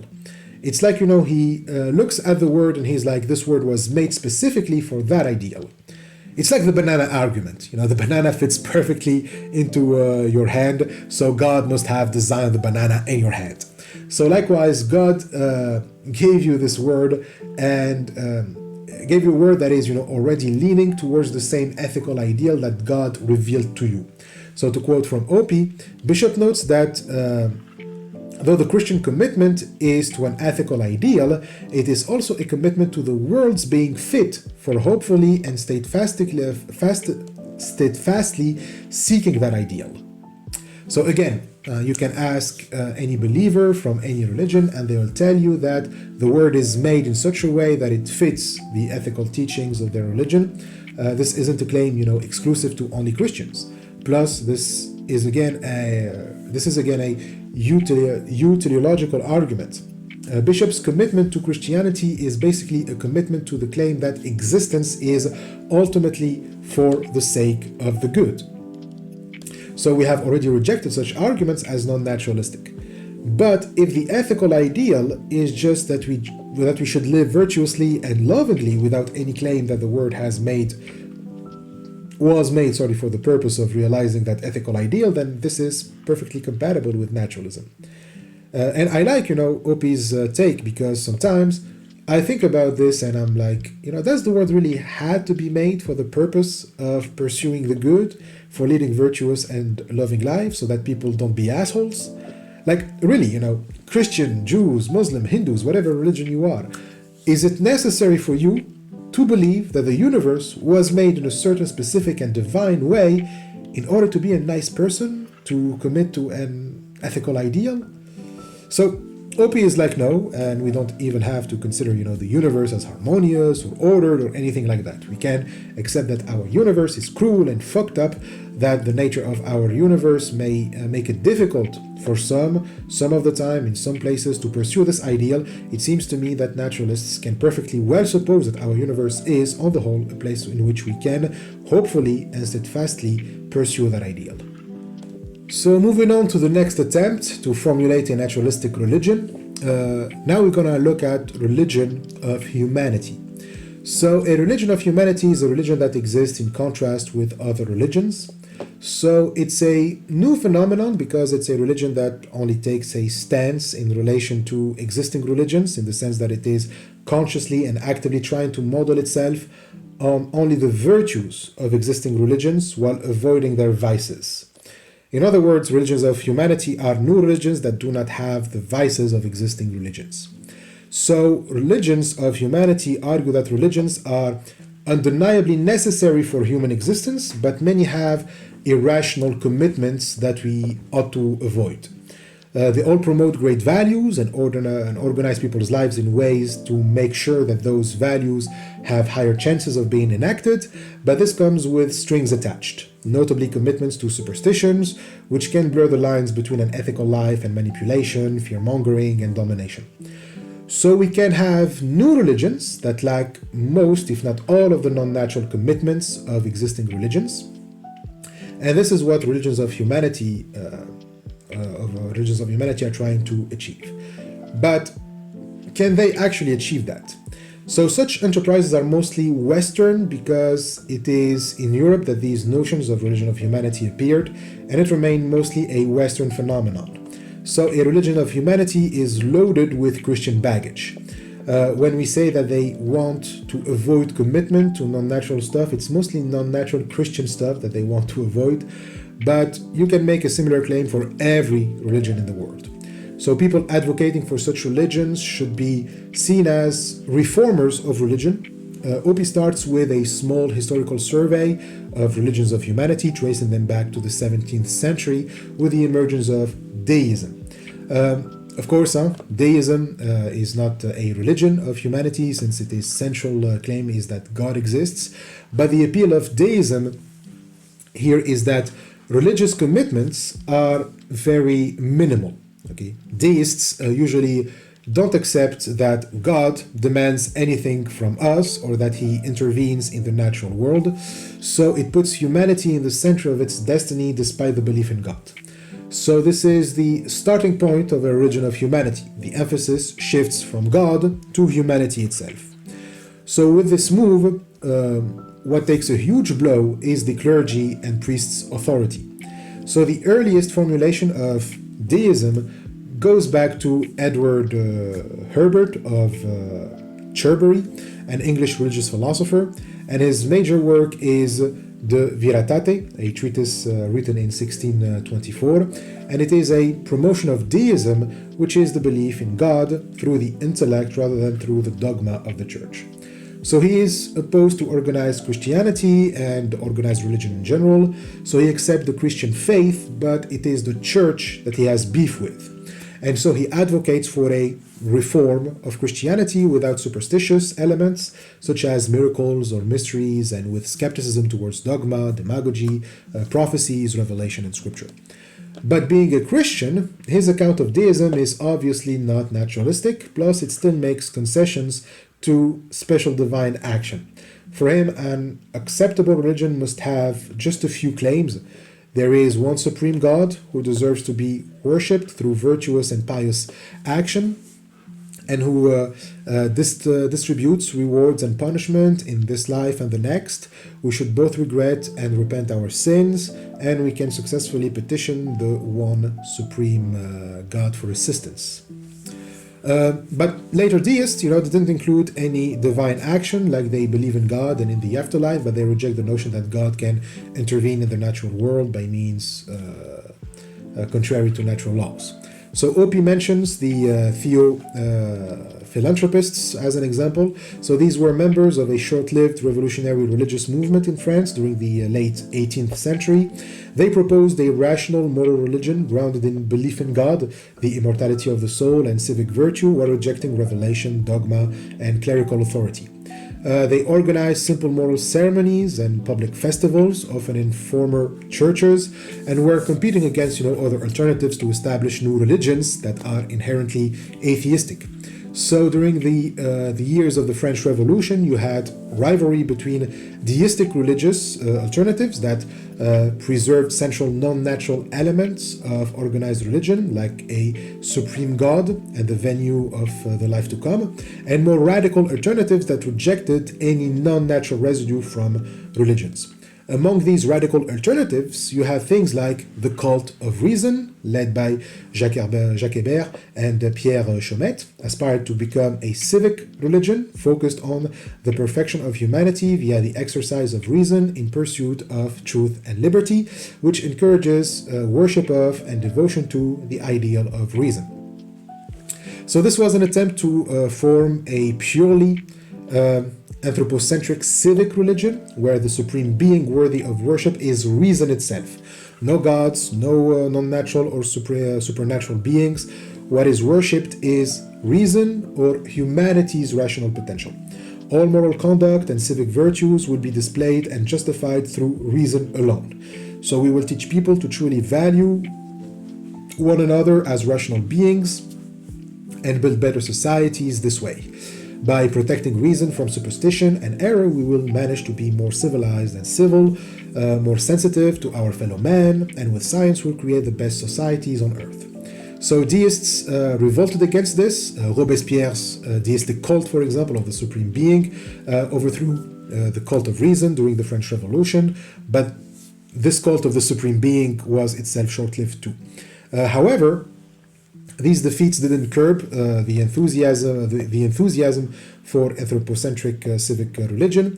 The 19th century had many theorists and intellectuals debating the possibility for systems of belief and ritual in which humanity is the object of public veneration.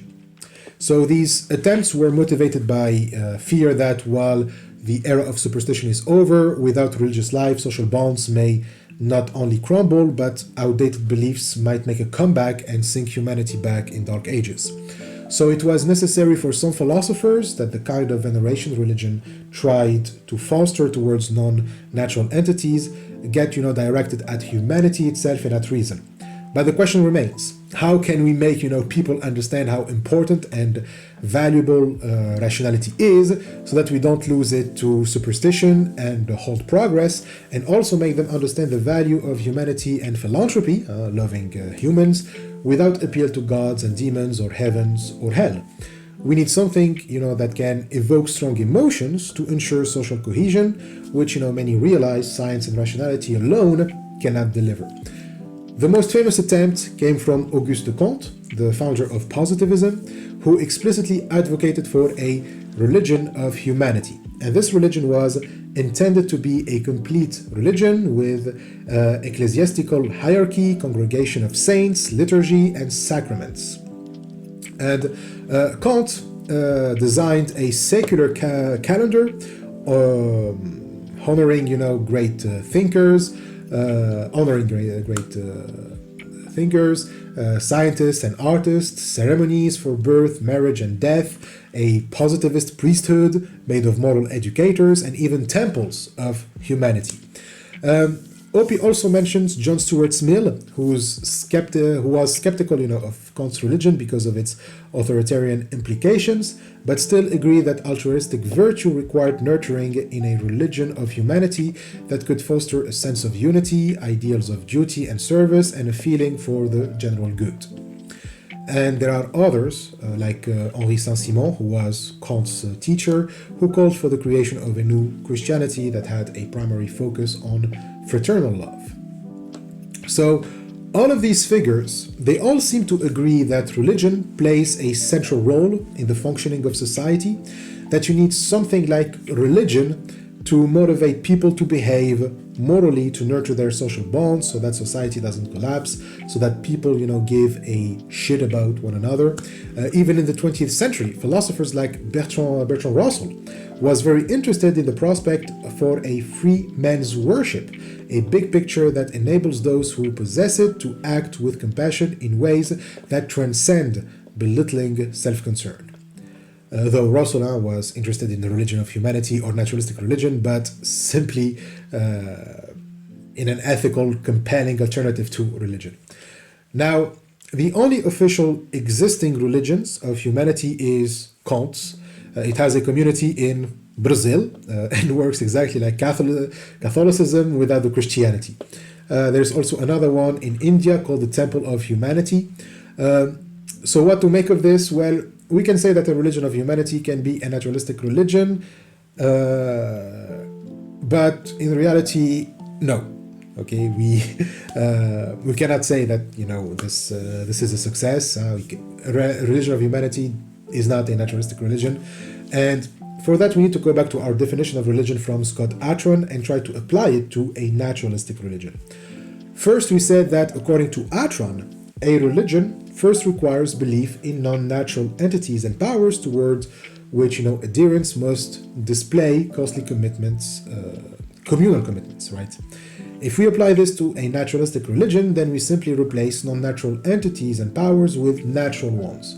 So we will have some naturalistically acceptable entity X, towards which that naturalistic religion would provide passionate communal displays of costly commitments depend upon a belief in X, a hard-to-fake expression of costly commitments to X, mastery of people's existential anxieties by these costly commitments to X, and ritualized rhythmic sensory coordination of A, B, and C in communion, congregation, intimate fellowship, and the like. So the religion of humanity argues that humanity is X. To be a member of the religion of humanity, you need to believe in humanity, and that's obviously a naturalistically acceptable entity. Then you need hard-to-fake expressions of costly commitments to humanity. You need that these costly commitments to humanity lead to the mastery of your existential anxieties.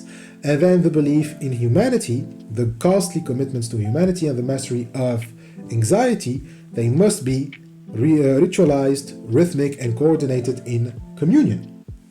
So when Oppy criticizes this, he's not saying that the religion of humanity isn't a religion or that it doesn't exist. Like I said, people who engage in these practices towards the entity that they call humanity, they exist, and their practices are officially recognized as religious by multiple scholars of religion and by law. So Oppy doesn't say that religion of humanity is not a religion, but that it isn't a naturalistic religion, because while it claims that it believes in humanity, which is naturalistically acceptable as an entity, it also attributes to humanity non-natural properties. Like the humanity that it worships is not a natural entity. The issue lies mostly in C, mastery of people's existence and anxieties by these costly commitments to X, whether that X is humanity or any other natural entity. This is a problem because a religion of humanity attributes to humanity the capacity to provide mastery of people's existential anxieties by supplying a focus for costly commitments. The problem for Oppy is that he's deeply skeptical of any naturalistically acceptable entity that can actually deliver on that point. Sure, worshipping humanity like Kant envisions can, certainly help managing some existential anxieties. It can, give us some meaning and reassurance about deception, about immorality, about injustice and loneliness, about class conflict, immorality and social cohesion, trust, and the like. However, these are exclusively ethical, moral, and social concerns, which we have already discussed, don't require religion to be answered. And when you look, at the contextual origins of the religion of humanity, it is clear that its, drives were mostly, if not exclusively, ethical and social concerns. There is nothing wrong with that, but as Oppy says, it is not plausible to suppose that the drivers of religion are exhausted by ethical, moral, and social concerns. The point of religion is to also offer comfort concerning other deeply troubling human existential concerns.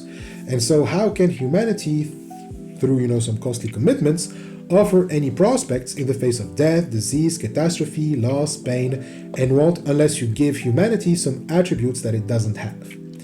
This doesn't mean that there are no naturalistic way to cope with those anxieties. Therapy is an example. Support from friends, family, lovers, etc. can provide such reassurance. But these don't take the forms of costly commitments, or more exactly, costly communal, ritualized and coordinated commitments, and are usually left for the individual to privately decide on them. If you want naturalistic ways to cope with those anxieties, those ways are going to be non-religious. But for religion to deliver that has to be through commitment to non-natural entities. As long as we see humanity as naturalistically acceptable entity, which is, the appropriate functioning way to see humanity, we cannot, however, consistently make it the object of the kinds of commitments required by religion. I say, the appropriate functioning way to see humanity because Oppy mentions Atran's 2002 book, in Gods We Trust, in which he gives his evolutionary theory of religious belief. And Oppy says this. He says, certainly if you follow Atran in Gods We Trust, in supposing that in religions, non-functional products of human cognitive mechanisms become the locus of emotionally motivated self-sacrifice that stabilizes in-group order and assuages existential anxiety, then there is no prospect of manufacturing religions around functional products of human cognitive mechanisms. So let's explain that passage. If religion arises from accidental byproducts of cognition, and only those byproducts, the non-functional ones, can successfully anchor, sacrifice, cohesion, and existential comfort, then we cannot, deliberately design religions out of purely functional, rational, or utility-optimized cognitive mechanisms. So Oppy is making a conditional claim.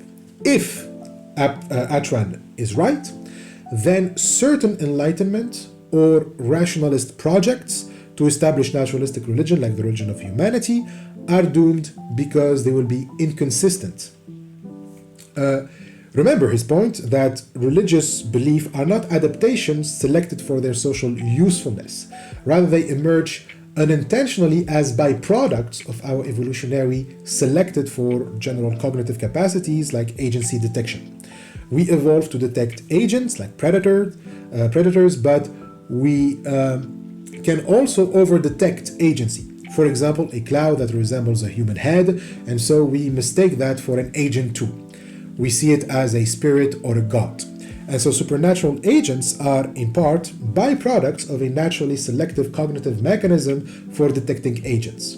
So these supernatural agents, they trigger then emotions that motivate us to make sacrifices and strengthen in-group cohesion by signaling loyalty and commitment to that same entity worshipped by the in-group. And so we signal our loyalty and commitment to the in-group. And of course, those agents respond to our existential anxieties. However, the belief that humanity is a naturalistically acceptable entity isn't a byproduct. It isn't a non-functional product of human cognitive mechanisms, but a functioning one. It is not a byproduct, but a product of cognition. For it to be able to trigger the same emotional responses that byproducts do is unrealistic, and that's why Atran is highly skeptical of such attempts. As Oppy says, there is no prospect of manufacturing religions around functional products of human cognitive mechanisms. So secular ideologies or religions, unlike traditional religions, are typically experienced as human-made. They are revisible and explicitly justified by reason or utility. Because they lack supernatural agency, or supernatural agents who monitor behavior and confer ultimate meaning, they must rely on institutional enforcement, social surveillance, and rational persuasion. For Atran, these mechanisms are psychologically weaker. They invite negotiation, calculation, and doubt, and they struggle to elicit unconditional commitment or enduring self-sacrifice. Again, it's not that without religion we cannot commit to others, but that committing to others without supernatural entities to commit to isn't committing religiously. He also adds that secular narratives often address existential concerns like death and suffering, but only in abstract or impersonal terms, whereas religious systems they embedded these concerns within agent-centered stories that provide emotional reassurance and moral significance. So, no, humanity cannot be an entity that satisfies Atran's requirements for a religion. So, no, the religion of humanity isn't a naturalistic religion. If it's manufacturing reassurance for our anxieties, that's because the humanity it worships isn't a naturalistic humanity. Okay, so now we move to the last candidate, which is religious humanism. Now, this is different from the religion of humanity. It has humanism in its name, and that can mean three different things. First, humanism refers to the medieval revival of late antique philology and grammar. So around the 14th century in Europe, there was a revival of interest in antiquity, in ancient Rome and Greece, and the study of ancient philosophical, political, and grammar treatises became the new fashion with a deeper focus on the study of the liberal arts, which are known as the humanities. So that's why we call that period Renaissance humanism, because literally the humanities came back after about 1,000 years of slumber. After the Middle Ages, they were reborn. The second meaning of humanism is to describe a feeling of benevolence towards human beings. You have here many philanthropic societies and institutions, especially in the 19th century, that started pursuing humanistic goals like providing scientific, technical, and literary education to working class adults, healthcare programs, abolishing slavery, etc. And then you have the third meaning, which is the closest for our purposes here, although it is connected to the two first senses. Humanism can mean big pictures that are characterized by the importance and significance they attach to human understanding, human values, and human agency. Since these big pictures typically have strong commitments to altruism and distributive justice and to a positive estimation of the liberal arts, these big pictures are often humanistic in both of the previously discussed senses. So obviously, a big picture that prioritizes human understanding, values, and agency is going to be committed to a feeling of benevolence towards humans and the humanities, since they are the reference for those human values and understanding. So that's humanism, a big picture that centralizes on the importance of human understanding, values, and agency. So the question now becomes, if this big picture is naturalistic, since human understanding, values, and agency can all be viewed as natural entities and powers, can this big picture also be religious? Well, no. Even by the standards of the biggest humanist association, it is deeply controversial whether there is such a thing as a religious humanism. Oppy says that there is a global coordination of humanism, as defined by Oppy. It's exemplified by the International Humanist and Ethical Union, the IHEU. It brings together rationalist, atheist, irreligious, free thought, humanist, secular, and ethical culture organizations from all over the world. And given that many affiliates with the union are atheists, irreligious, skeptic, and secular individuals, it's hard to see how they can endorse a religion. As a matter of fact, the member organization of the union are typically committed to critical evidence-based rationality and to secular morality that promotes individual and collective virtue, and opposed to religious dogma, revelation, and any invocation of the non-natural. But, as Oppy notes, there are questions raised by members' organizations about whether to adopt ritual and other elements that imitate religion, such as attending secular talks during monthly Sunday assemblies, forming congregations, communities based on churches, etc.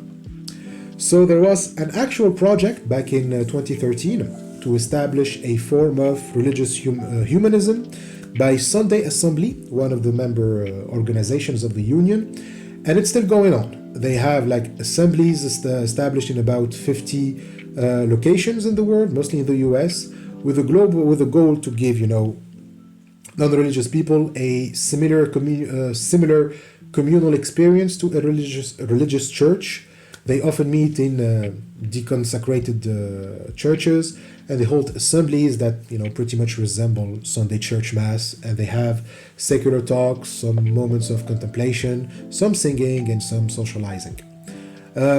You have a whole article in The Guardian by journalist Esther Adley, Atheist Sunday Assembly branches out in first wave of expansion, to give you details about the Sunday Assembly and its ambition.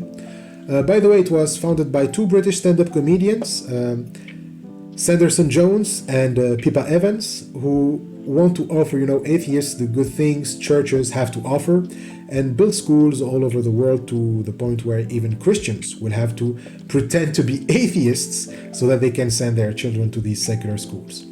So there are humanists who are in favor of adopting rituals and practices that they take to promote human flourishing and to yield the social goods of religious rituals and practices, but that issue religious dogma, revelation, and commitment to the non-natural. So they accept the label religious humanists, but others deeply reject such ambition. As Oppy says, secular humanists reject any truck with religions and religiosity. They have no interest in imitating the rituals and practices of organized religion. And Oppy seems to be more on board with this latter camp, but simply because naturalism cannot remain naturalism if it starts imitating rituals and practices of organized religion. So let's see why. Well, first of all, religious humanism is vulnerable to the same criticism against religion of humanity. We've seen that to take humanity as they take humanity as the entity towards which will display the communal hard to fake costly commitments. Then we will have to attribute to it non-natural properties. And so the same hold for human understanding, human agency, and human values. But as Oppy says, the main difference between religion of humanity and religious humanism is precisely that religious humanism isn't looking for an entity towards which to display those commitments. There is no ambition to find a naturalistically acceptable X towards which religious humanists would provide passionate communal displays of costly commitments. So instead, what the religious humanists are looking for is simply to provide a sense of community and belonging to non-religious people, to atheists and other humanists like them. So their aim is precisely to respond to C, to provide people with mastery of existential anxiety. So that's why they want to imitate religious practices. It's in order to alleviate some of the existential anxieties for which religion provides mastery: loneliness, alienation, and perhaps immorality and deception. So if that's the only thing they want to do, it seems that there is no conflict between religious humanism and naturalism. But then it won't be really a religion, since that would be taking an aspect of religion for the whole. There is more to religion than just making you feel less lonely and less of a jerk. So given this, it is very unlikely that religious humanism would be able to achieve the goal of having Christians pretend to be atheists to send their kids to secular schools. So for Oppy, it's not going to have wide and prolonged uptake. So it is only its only way to be a naturalistic religion is to find naturalistically acceptable X. Of course, it's very unlikely that religious naturalism will ever find this suitable X, because anything that takes that position will instantly turn non-natural. But let's just leave the door open and say that until then, religious humanism is simply not up to the task of providing a substitute for religion. Okay, so we can now end this chapter with a clear answer. Can there be naturalistic religion? With a clear negative, and for a simple reason: there is no naturalistic entity that can meet the demands of religion. To quote Oppy, there cannot be a naturalistic religion. There is no naturalistically acceptable entity that can play the role that religion assigns to non-natural entities. So only non-natural entities can play that role consistently. In other words, a religious big picture is simply inconsistent with a naturalistic big picture. So we have reviewed several attempts to make them both, consistent with one another, and they all fail because they all end up, attributing the same naturalistically to the same naturalistically acceptable entity that they claim to put at the center of their big picture, non-natural properties. So we have seen pantheism, panentheism, religious naturalism, naturalistic versions of post-axial religion, religion of humanity, and religious humanism. None of them managed to provide a consistent big picture that is both naturalistic and religious, and thus none are candidates for naturalistic religions. So far, there are none, and so the seat is still empty. In the case of pantheism and panentheism, because they say that nature is divine, or that the divine emerges from nature, in both cases it is inconsistent with naturalism because it supposes non-natural properties within the reality. Plus, they don't have the necessary requirements to be, foundations for religion, since they are just non-natural big pictures. None of them requires the costly commitments, the costly display of communal commitments towards the divine. Then we saw why religious naturalism also fails, because it simply reduces religion to taking things to heart, which turns out has nothing to do with religion. People take things to heart all the time. It doesn't mean that they are displaying communal commitment to whatever they consider significant in their lives. As for the naturalistic post-axial religions, through the example of Christian naturalism, we've also seen that it doesn't work because it has naturalistically unacceptable commitments, like the view that there are efficient final causes and that love is a divine cosmic principle. The religion of humanity may at first look like the perfect candidate for naturalistic religion, but as Oppy says, there is no prospect that the design specifications for the religion of humanity will ever be met. It's going to be hard to see how humanity can provide reassurance for our existential anxieties unless you give it some sort of non-natural properties. And lastly, religious humanism, while some of its instances, like the Sunday Assembly, might have prima facie similar elements with religion, under closer inspection, these instances turn out to be very different from religion. So, no candidate yet for naturalistic religion, and there will probably never be. So we can confidently say that there are no such thing as naturalistic religions. And that's it for this fourth chapter. Can there be naturalistic religion? Well, the answer is no. And starting from next week, we are going to get into what I call the defeat chapters. It's when we start comparing big pictures and see if naturalistic big pictures defeat naturalistic big pictures. So next week we're going to start with the first defeat chapter, which is, does science defeat naturalism? That's going to be a very interesting chapter. I mean, we're going to spend 2 weeks on that because it's actually pretty long, and it's going to be we're going to go through two arguments provided by Plantinga, who is a theistic scholar who gives an argument against naturalism by arguing that science supports more theism than naturalism. So next week we're going to start reading from that, and thank you for watching. I hope that you enjoyed this video. Comment, subscribe, like the video, share it.